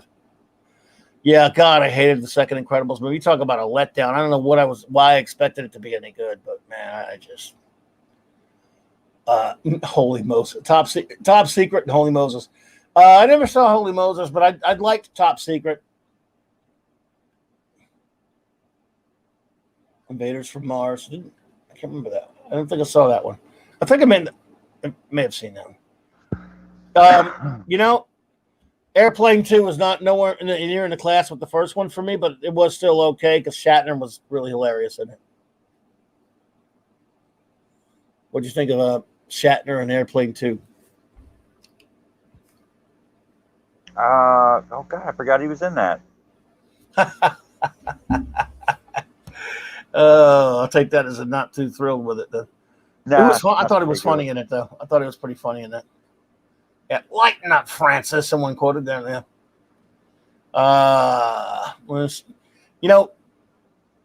Did you ever? You said you haven't. Did you ever see Silverado? That was one of my favorite '80s movies. No, don't think I have. Well, I was talking earlier. No, I haven't. Okay, I love it, but a good buddy of mine who's not all that fond of it was talking about it online today. Over on Facebook because somebody's not a big fan, but a lot of people apparently are acting like it's the greatest movie ever made or something and giving him crap about it. I don't know, and I wouldn't go that far, but I really loved it. But it got us talking about westerns because we talked about a few here, and on our list, I had 2 westerns. You had 1, right? Right. We both had Tombstone, and I of course had The Magnificent Seven, the western remake of the Seven Samurai, which I dearly love. What about Rustler's Rhapsody? Rustler's Rhapsody was pretty funny. Again, there's lines in that movie you couldn't have today. But I'll get to that one in a second there, Mark D. But I really there's so many other westerns that I actually love. I actually love Big Jake more than most people. I love Rio Bravo. Of course, yeah. I just what's it?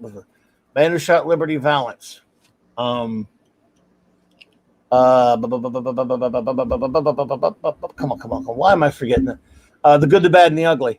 I did mention My Name Is Nobody. That's one of them. Was there any other Western that you might have thought about putting on there? It's not really my genre.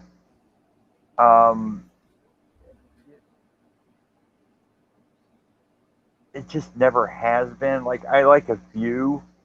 Like it's in Tombstone. I like the 2 Young Guns movies because they're just a lot of fun.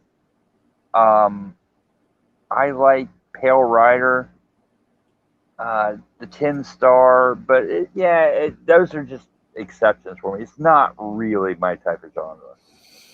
Gotcha. Well, I'm kind of weird. I'm actually more into Western TV shows, old ones from the 50s, 60s, and 70s, really than I am. So, let's see here. Blah, blah, blah. I saw someone, mention he hates these cans. I mentioned mentioning The Jerk. I love The Jerk. Again, a movie you just couldn't make today. Mark D with a C. I do love Monty Python films. I mean, Holy Grail, Life of Brian. I mean, Oh, the Holy Grail. Yeah. love those. Time Bandits gets mentioned there. Yes. Jabberwocky. Yeah. When you get to Terry Gilliam, I actually like Brazil a lot. Sons of Katie Elder, great one. Mark D with Orca. Really, dude? Come on. Orca. You know, comes I've to seen mind. Orca a bunch. You know what comes to mind when you mention Orca? Was the back of all those Marvel comics with that Orca poster leading up to Orca. the big make my list. Jaws remake. Ripoff, I mean. That might have been, was that like the first Jaws cash-in ripoff? Probably. Yeah. Then that would have been 77. Something so yeah, like it's even before Jaws 2. So yeah, 77. Probably, yeah. Richard Harris. Yeah. Derek. Derek. Yeah. The Deep, remember that one? Yes. Oh, hey, 70s, dude, you can rest assured Tombstone was on both of our lists, buddy. Yeah, The Searchers is a great one, JD Lewis. Now, when you say Maverick, Pat, the Maverick movie was kind of okay, but the TV show was wonderful. I love the show. I'm not sure what you're referring to, but the movie was kind of, Mark D with a C. Jaws 3D was one of the worst movies I ever paid money to see. I know that's one of your favorites.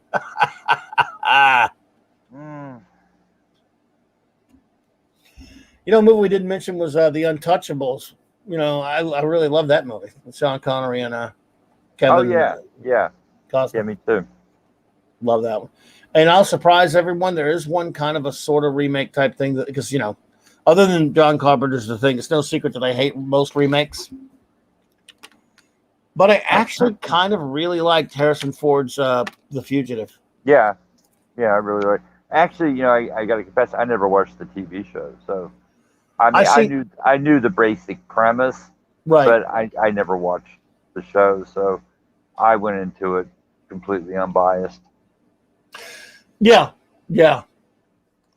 I'd seen the show, but still, this was one that it's just not as annoying as a remake because it's just there was so much you couldn't remake all 4 seasons, so you just kind of compacted it into a film. It's just kind of thing, when it happens once in a while and they do a good job, that's fine. It's just that But I really liked it. I really like that movie. Oh well, yeah, I mean the TV show. Yeah, I love Maverick TV show, but yes, it's not as good as Have Gun Will Travel, and the reason being for that, Pat S, is Have Gun Will Travel is the greatest Western TV show of all time. Fight me, as they say. As the kids say. As the kids say. That's the kids are saying that now, right? Fight me. Fight me. Fight me. There you go, Pat S. Wild Wild West. Great show, garbage movie. Yeah. So let's see here. Anyone else got throwing some movies out there? I just like how they throw all these movies. So many. Well, there's so many. That's true, Matt Pounder. Andreas Kostoulis, the great Jakar, great character Jakar, did in fact play the one-armed man in The Fugitive. That was really good. And you know what? There was a sequel to that I didn't think. U.S. Marshals, I didn't think was all that great. I don't think I saw it. I went to see it. Robert Downey Jr. was in it, and Wesley Snipes. I mean, it's okay, because Tommy Lee Jones is terrific, but it's not in the class with the original. Way it goes, though, right? Not sure why you really had to go ahead and make that thing, but whatever. He was, it's a good character. He's a good character, so you get it. So here's a shocker to you, Mark D. there aren't many 80s movies I didn't see, but I did not really see Weird Science. I don't think I ever sat through all of Weird Science. I know everyone loved it back then. My wacky teenage movie was, well, Breakfast Club, 16 Candles. I love Real Genius, as we talked about earlier. I'm really going to get in trouble. Pulp Fiction is a movie I like and respect, but I don't love it as much as everybody else. Is that bad? I like it, but I can see why people don't. Like, I'm not going to argue. Oh, I like it. Yeah, you know what I mean? If people are like, yeah. I don't like that movie, I'd be like, I can understand why, but I like it. I do like it, but when Pulp Fiction came out, I was, you know how hype works. Even in a non-internet time, hype for that movie was so huge. Yeah. Hype for that movie was so huge that if there was something wrong with you if you hadn't seen Pulp Fiction yet. Well, I waited about 6 months until everyone got on my ass to watch it. And finally just broke down, went to the theater. Well, everyone thought it's the greatest thing. And I watched it, and I was like, yeah, okay. I saw it the one time at the theater, and I've seen it on, later since. It's good. I mean, it's got a lot of fun. It's quotable. It's cute and all this kind of stuff. But there's no one really this is a weird hang up for me, folks, with movies. It's evident on my lists probably, or at least it could be if I explain them all. For me to really, I can like a movie or think it's good, but for me to really grab onto a film and love it, just like with or a TV show, there's got to be someone involved in the characters list. I'm not talking for a goodies two shoes or anything, but there's got to be someone there I could grab onto that I could love or have some respect for or get behind or root for. I got to get involved with the character. I have to get involved in some way emotionally with the character and want them to succeed. If everybody's a low-life scumbag that's horrible, I can still think the movie's good. Don't get me wrong. But it's kind of why I don't really like gangster movies that much. If everybody's a horrible piece of garbage, they leave me cold to an extent. Even if I admit, yeah, that's good. It's a good. You see what I'm saying? I got to have somebody in there that I can care about. And I've just got a tendency not to care about rotten, evil scumbags. And everybody in that movie, there's not really one nice person in Pulp Fiction.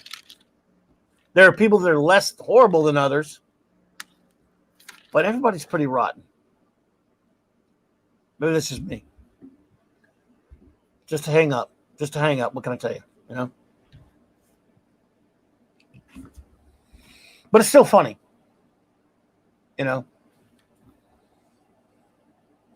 I've never. Have you seen Hollywood Nights? I have. I have not seen Hollywood Nights, but Flash has. Really, you've not seen it? I don't think so. Yeah. If I did, it was so long ago. Yeah, it was quite a while ago. It was another one of those HBO staples.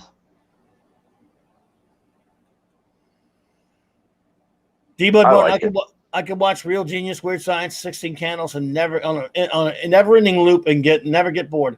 I'm definitely with you on Real Genius. I don't think I ever. I want to watch. I don't know whatever happened. Whether maybe I watched Weird Science and don't remember much of it, but I know of it because it's in the cultural. It's a strange John Hughes movie. John Hughes movies are usually not that outlandish. It's pretty outlandish.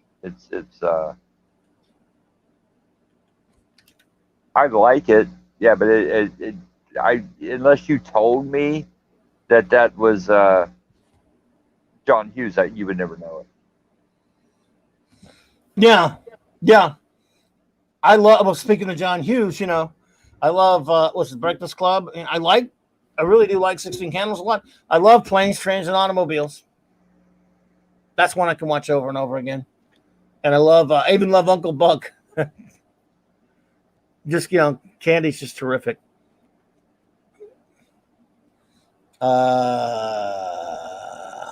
Kill Bill. I do like the Kill Bill movies.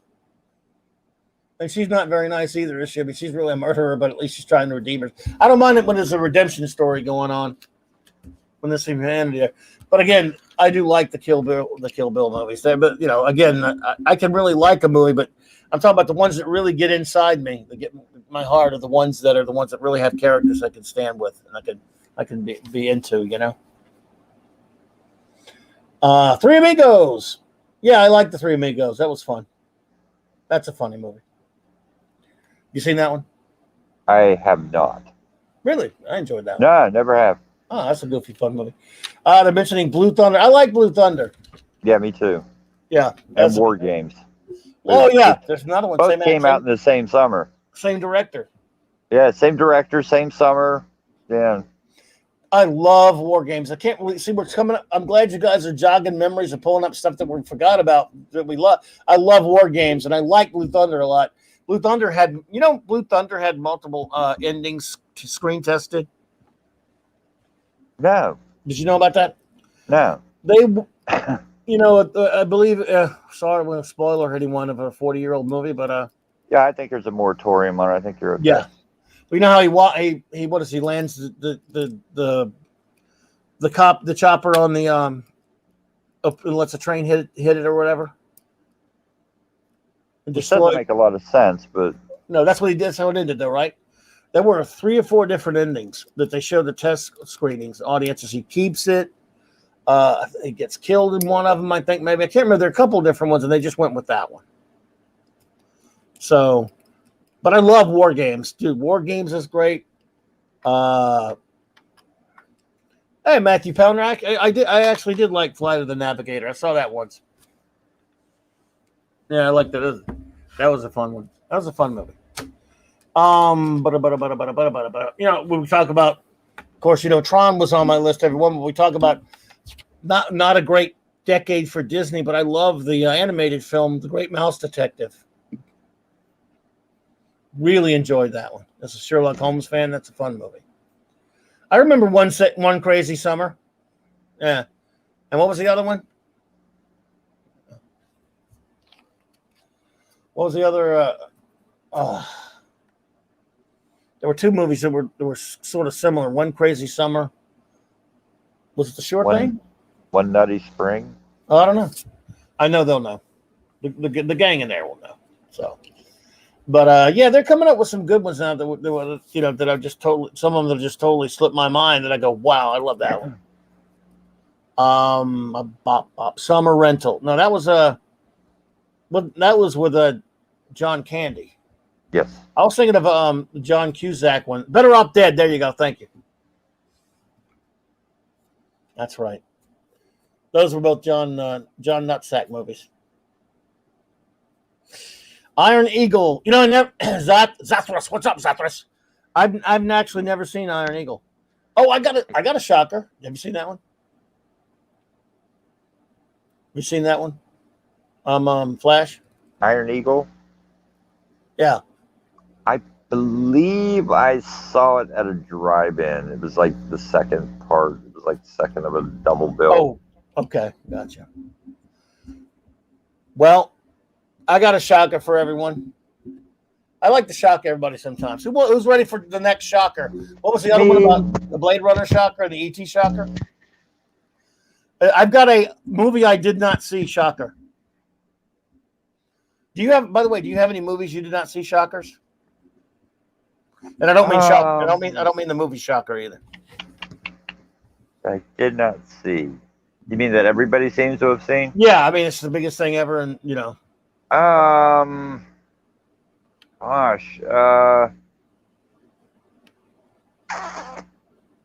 Wow. Probably. Nothing I can think of. I got one. Well, people who know me won't be that shocked because I hate the particular actor in this movie and won't watch any movie with him in it. And when I say I've never watched this movie, I'm never going to watch this movie unless one of you has $1 million handy and says, if you watch it, you get $1 million. I do it for that. Failing that, it ain't happening. And look, I think that's a reasonable price, by the way. I mean, that's a bargain. I'm not charging any more than that. I won't even make you pay taxes on it. So, I've never seen Top Gun. I've seen it and don't like it. That's not liking it's not a big shocker, but Yeah. not seeing it, yeah. But you're right, that's close to a shocker. People love it. So I hate Tom Cruise. I can only name you 2 movies I've seen with that piece of crap in it. Because after those 2, I hate him that much. Well, let me be fair, everyone. I'm not a hateful person. I don't actually hate anyone in real life, as far as So I don't. I'm talking about I just can't stand him, so I won't watch a movie with him, and I think he's an ass. Let me clarify that because I don't want to make it sound like I hate somebody. I don't really actually hate him. I don't know him personally. Why would I? I saw Risky Business, and it was funny. Yeah, I really like that movie. I saw the movie Taps, which he's kind of in, but he's not a star of that. I like the movie Taps. But other than that, ever since then, and people would come up to me, would ask sometimes, have you ever seen, and they fill in the blank, whatever Tom Cruise movie it is. And I would say, well, you just answered your own question if you said Tom Cruise is in it, right? Yeah? Well, then I didn't watch it. And they know better. And we all probably have somebody, if they're in it, everyone, like I can't stand George Clooney. And that's the usual response I get. I'll use my buddy, that 70s fan, as the example. As soon as I say that, someone will but oh my God, but you got to see so-and-so. It's great. And the thing is, he says, for example, the same Edge of Tomorrow was a fantastic movie. I do not disbelieve you, but I won't see it because he's in it. And but what's funny about that 70s is that happens to me every time. I'll say I won't watch a movie with Tom Cruise, who was in that Mission Impossible filth, where they turned Jim Phelps into a bad guy so they can go screw themselves. And I wanted to see Color of Money because I liked the original film. What was it, The Hustler? Paul Newman.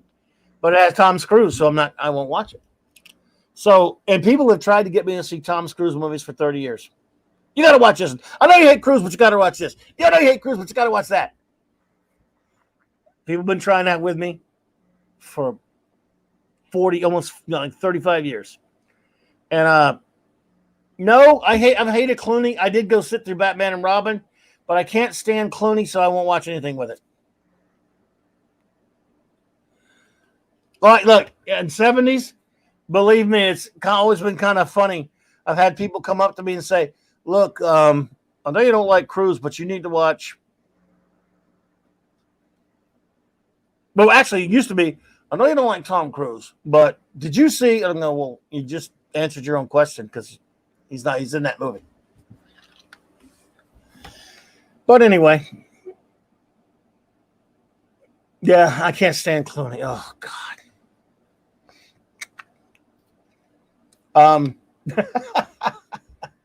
Was it but Batman and Robin certainly doesn't help his case, D-Bud. That's for damn sure.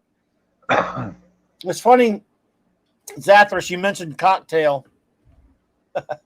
But isn't he in that movie with what's that guy named Brian Brown or something?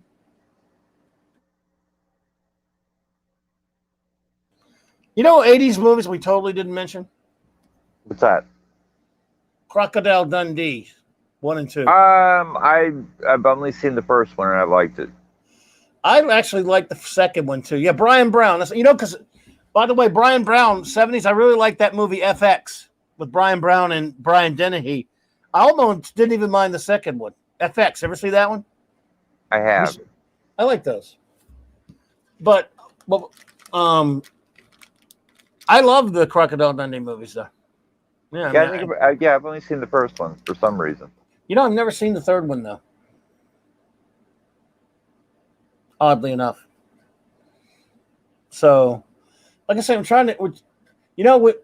We mentioned everyone, and of course, when we did our recap of our list, that I have RoboCop on my list. I love it, and Flash is a fan. He just didn't have on there.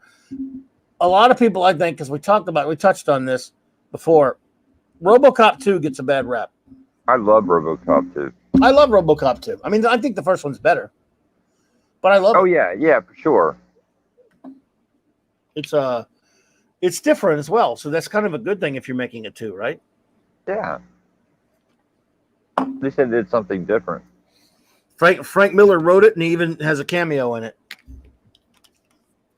We didn't. You know, it's kind of weird. We didn't mention Terminator movies, but don't you know? You know, I don't have a shock for you there. I do like the Terminator movies. They just didn't make the list, but and we didn't mention Predator. Yeah. I like the first two Predator movies. What the only two? I guess the only two I've seen. Yeah, I haven't watched any of the other ones after that. Hey, the Genja Ninja, how you doing? What's another one? Commando. What about that one? I've never seen it. I love Commando. My buddy Nick Weiser and my buddy Mark D. There, they did a show, did a whole show about Commando last week. Yeah, Running Man. I love Total Recall. Have you seen that one? I do not. I love it. Goofy fun. That's a fun movie. You didn't like that one, huh? No. Last night, my good buddy Nick, and of course with the help of Mark D and many others, a lot of my friends were at his show. They do that toxic masculinity Tuesday night or whatever he's calling it now. Forgive me for butchering the name there, Nicholas. But anyway, last night their movie, they do like macho movies, you know, of the olders and stuff on Tuesday nights. And that last night it was Roadhouse. What did you think of Roadhouse? Have you ever seen that one? Yeah, it's goofy. I'm kind of neutral on it. I don't like it and don't dislike it either. Yeah, it's weird because I was not the big kind of a big Swayze guy either, so I didn't watch it, and it came in the theater. Then later I watched it and liked it. And again, just like it's goofy fun. It's kind of a fun movie, but it's you know, we didn't mention Rambo films. I like First Blood, and the second one they got kind of sillier. What did you think? Did you like the Rambo films at all? I like the first two, and actually I think that's the only two I've seen all the way through. Gotcha. I've seen them all. I didn't like that last one they made last year. Or was the year before, whatever it was. I went to it. A lot of people kind of liked it. I wasn't that big on it. Didn't think a whole lot of it. Well, so oh my goodness.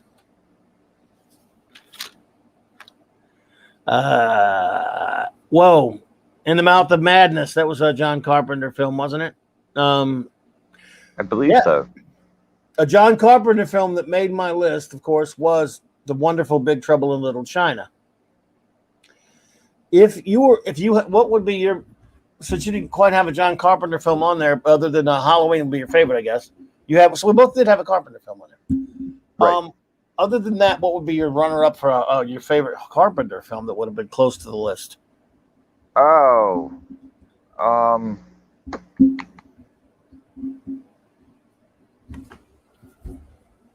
wow. And it's a toss-up between The Thing and The Fog. I'd probably have to go with The Thing. Yeah, but I really love The Fog. Yeah, that's one I can't remember if I ever watched it. Man, another movie I hated to leave off since we're talking about horror is Creepshow. Oh yeah, that's right. You found another one. I love it. Starman. Yeah, Starman was an interesting movie. I liked it. But, I like Starman. It was likable. But Escape from New York, I think. See, there's another one. Damn. I love The Thing and Escape from New York are almost a dead tie for me. I actually love They Live. And I didn't like Escape. I was very disappointed in Escape from LA, but we all were. Yeah. Genja Ninja, that's an interesting question. I'm not that big on horror, so I didn't have any horror on my list. We did our recap of our list earlier. But Flash is a big horror fan, so I'll ask him that. We didn't talk about it yet. And I have a buddy of mine that's obsessed with the film Phantasm and the other ones he loves. So what do you think of Phantasm? I have not seen it in a long time. But I do remember there's been a lot of them. I think there's been several. And to be quite honest, the only one I've seen is the first one. And it's been a really long time, but I liked it. I haven't seen it since the early 80s. But again, Genja Ninja, I have a But like I said, I have a friend of mine, very dear friend of mine, who loves the first one. He's obsessed with all the Phantasm films. Don Coscarelli did a film that I really enjoyed called Bubba Hotep. Yeah, you've seen that, right? Yeah. Which that was a weird, fun movie. Anyone out there see Bubba Hotep? Oh my goodness. He also did another movie called Kenny and Company, which I really liked. Which one? Kenny and Company. He did a movie called Kenny and Company, which I really liked. Oh, I don't know that one. Yeah, I think it even predates Phantasm. Matthew Penner, we did talk about Tremors earlier. It killed us to leave it off. We both love Tremors. This is kind of the show where we're talking about. We're just throwing a bunch of movies out there that we didn't make our list that we love. And man, Tremors, man, I'm almost glad I forgot it, because even if I bumped it, it'd have been just a brutal, because I love Tremors. Just like I love Real Genius so much, it hurt to leave that off. I love Ferris Bueller's Day Off, Mark D. I love that movie. Hey, Dadman Walking, thanks for being there, brother. Good to see you. Always a pleasure, my friend. We appreciate you. Well, let's see here. Because I was trying to cover some of the real. Let's see. Very high up on my list was. Let's see what number it was again. Because we talked about how I'm a James Bond fanatic, and yet I had no James Bond filmed on my. I did not have a James Bond filmed on my list, which is weird. But it's just, that's just the way that one went, as they say. Where the cookie crumbles. Yeah, wasn't easy, but I love my number six film on my list was The Real Deal Planet of the Apes, 1968, except no substitutes. I love this film.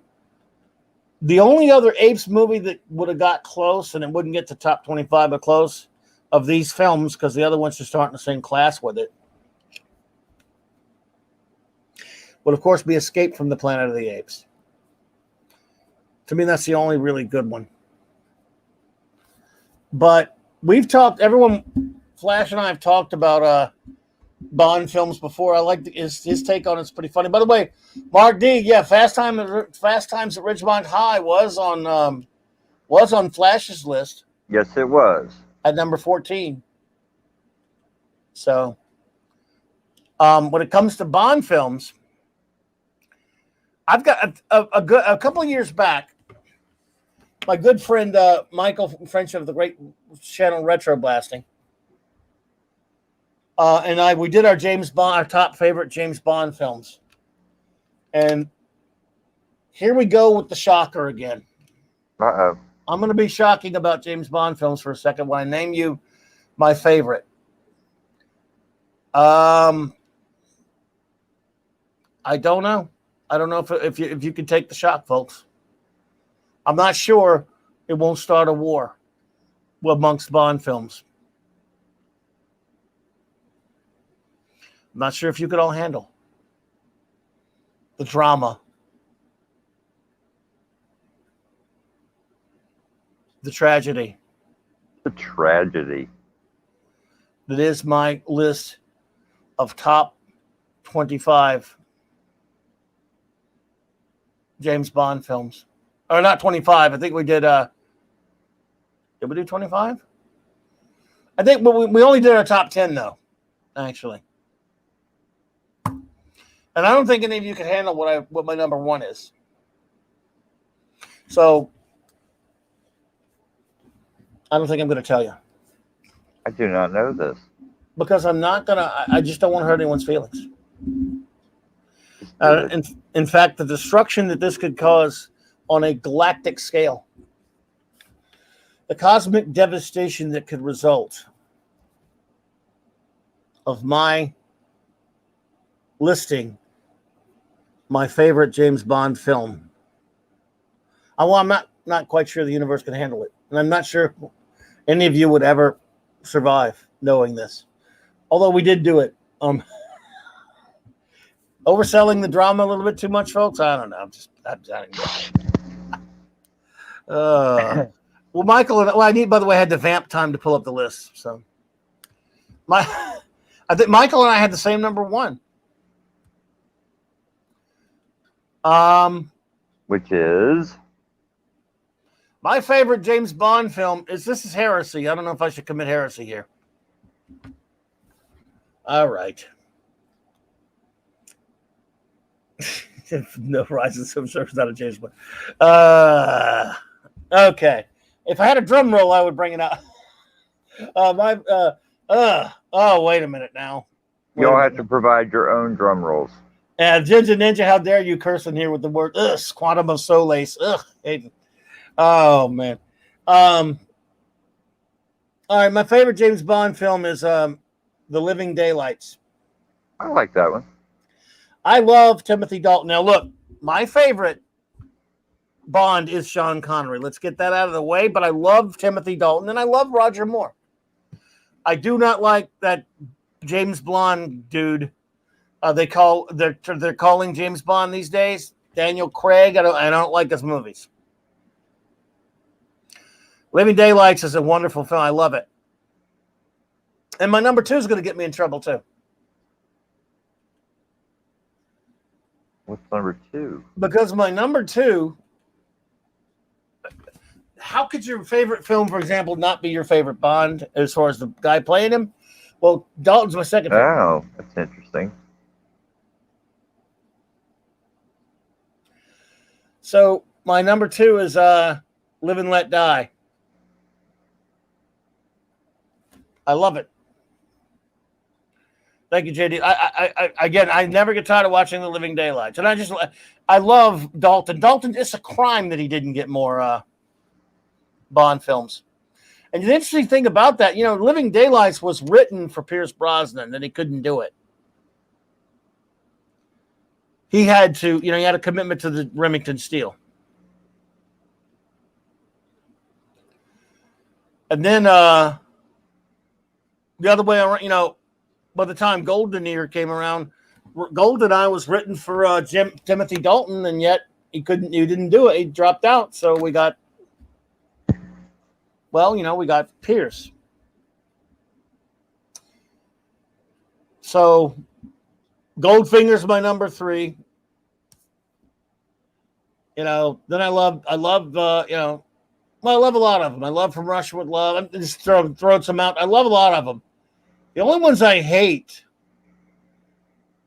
are Spectre and Quantum of Solace. Or those are the only ones I actually hate. I mean, there's some things I like in Skyfall, but not that many. I don't know. What can I tell you?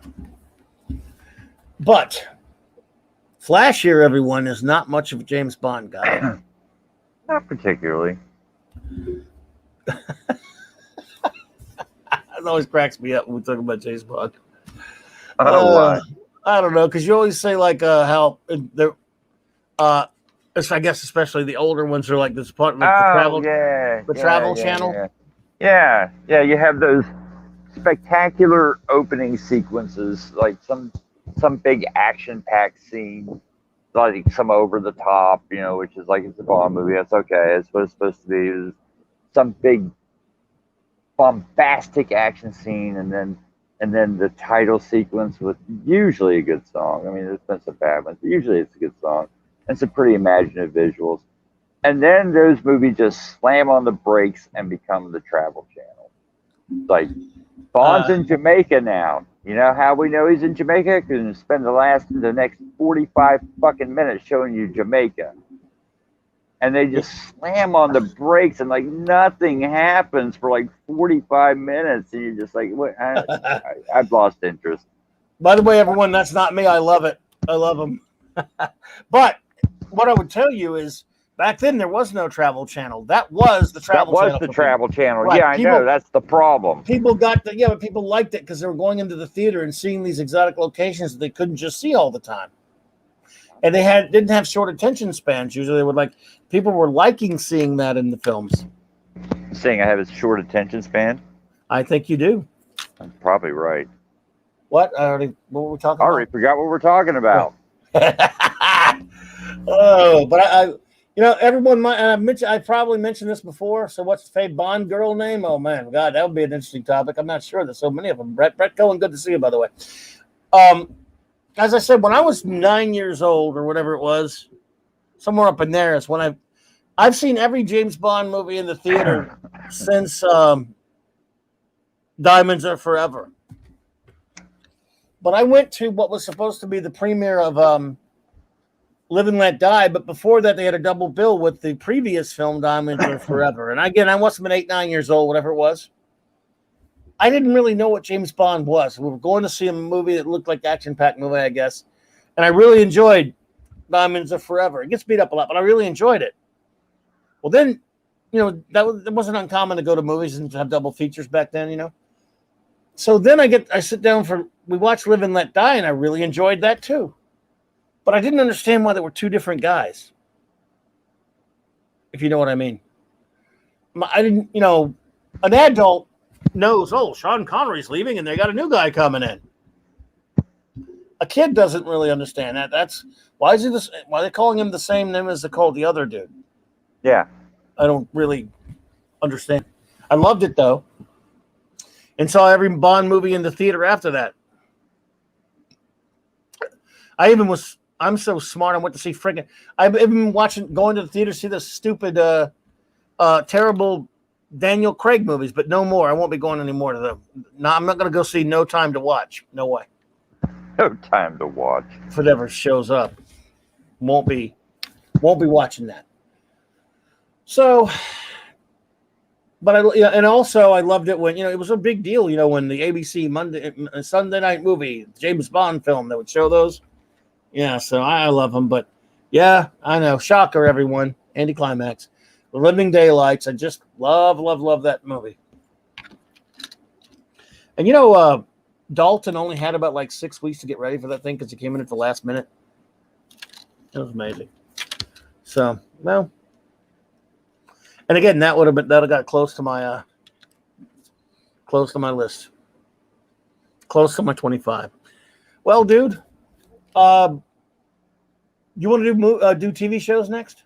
And sure. And you don't have to be immediately. It could be next week or the week after, whenever you want to do it. But you let me know when you're ready.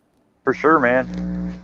Everyone, our next 25er, we are top 25 favorite TV shows. We're gonna spoil you. We're gonna spoil you right now. The first one's our favorite's gonna be Gilligan's Island. Just kidding. Yeah. They have no idea what we're talking about. No, yeah, and before anyone thinks we're ragging on Gilligan's Island, no, we're not trashing it. Just we'll explain the stupid joke later. It's weird. So no, but yes, 20 now TV shows is going to be tough they're all these lists. See again, everyone, we have fun doing these lists, but these we ran out of lists to do. We did so many of them. And sometimes for me... Yeah, Claude will tell you that. Yeah, Claude will definitely tell you that. But sometimes we run out of... it's tough for me to leave stuff off. D-Bud, did you send me an email? Dude, oh, man. Tell me how to find that, and I will... When did you send it, sir? Because I get so many emails and spams and stuff, I may have gotten it, or I'm sure, depending upon when you send, I'm sure I got it, but I'd have to know. Did you send it as a voice? Send it as a Twitter thing, or because I need to check my email better because I sometimes miss stuff. Well, see, I don't know if we ever do like a best sci-fi shows, or we just did shows. I think it was just shows. We're going to do our favorite shows on Sunday. I will try to find it, buddy. I will try to find it. Because now that I know what day you sent it, I can try to backtrack to there, I hope. So I will do my best to backtrack on that one, brother. But thanks for telling me what day it was. That way I should be able to find it. Narrow the playing field. Yes. assume my email put it in the right spot. Oh, I see it. There we go. Ah, man, some prison stuff. Oh. Oh, man. Oh, my. Dude. I can't believe it.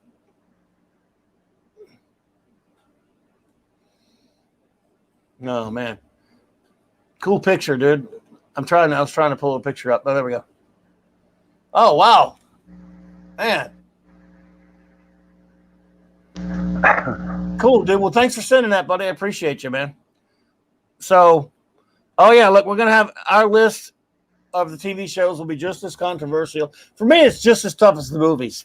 This could be just as tough as I don't know how I'm going to do it. So, you want to, we'll make it tentative until we were able to both get the list ready, and then maybe not next week. It can be next week. I can have it by then, but if you're busy next week, but it's up to you, dude. Yeah, I'll let you know.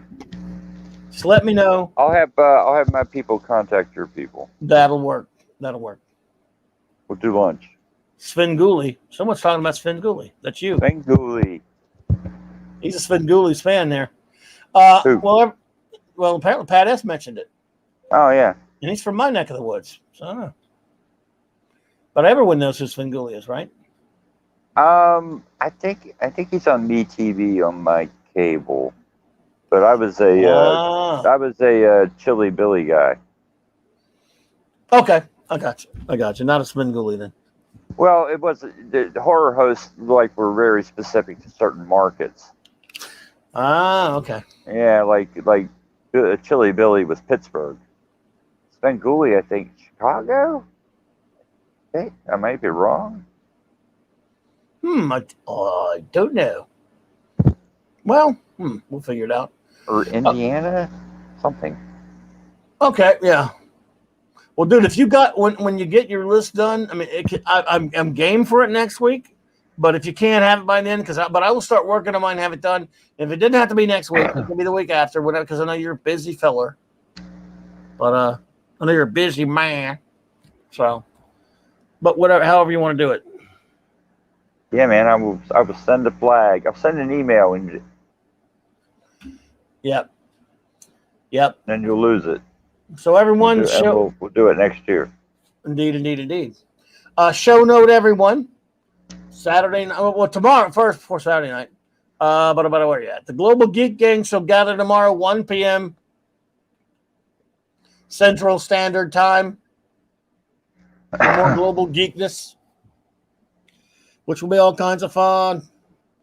And then Saturday night, my magnificent first officer, the wonderful Raquel Briggs, and I will be reviewing 2 more Star Trek films. Last week we had a wonderful time reviewing Star Trek The Motion Picture and Star Trek II The Wrath of Khan. This week, Star Trek 3 The Search for Spock and Star Trek 4 The Voyage Home. So, can't wait for that. Can't wait. And one other quick announcement.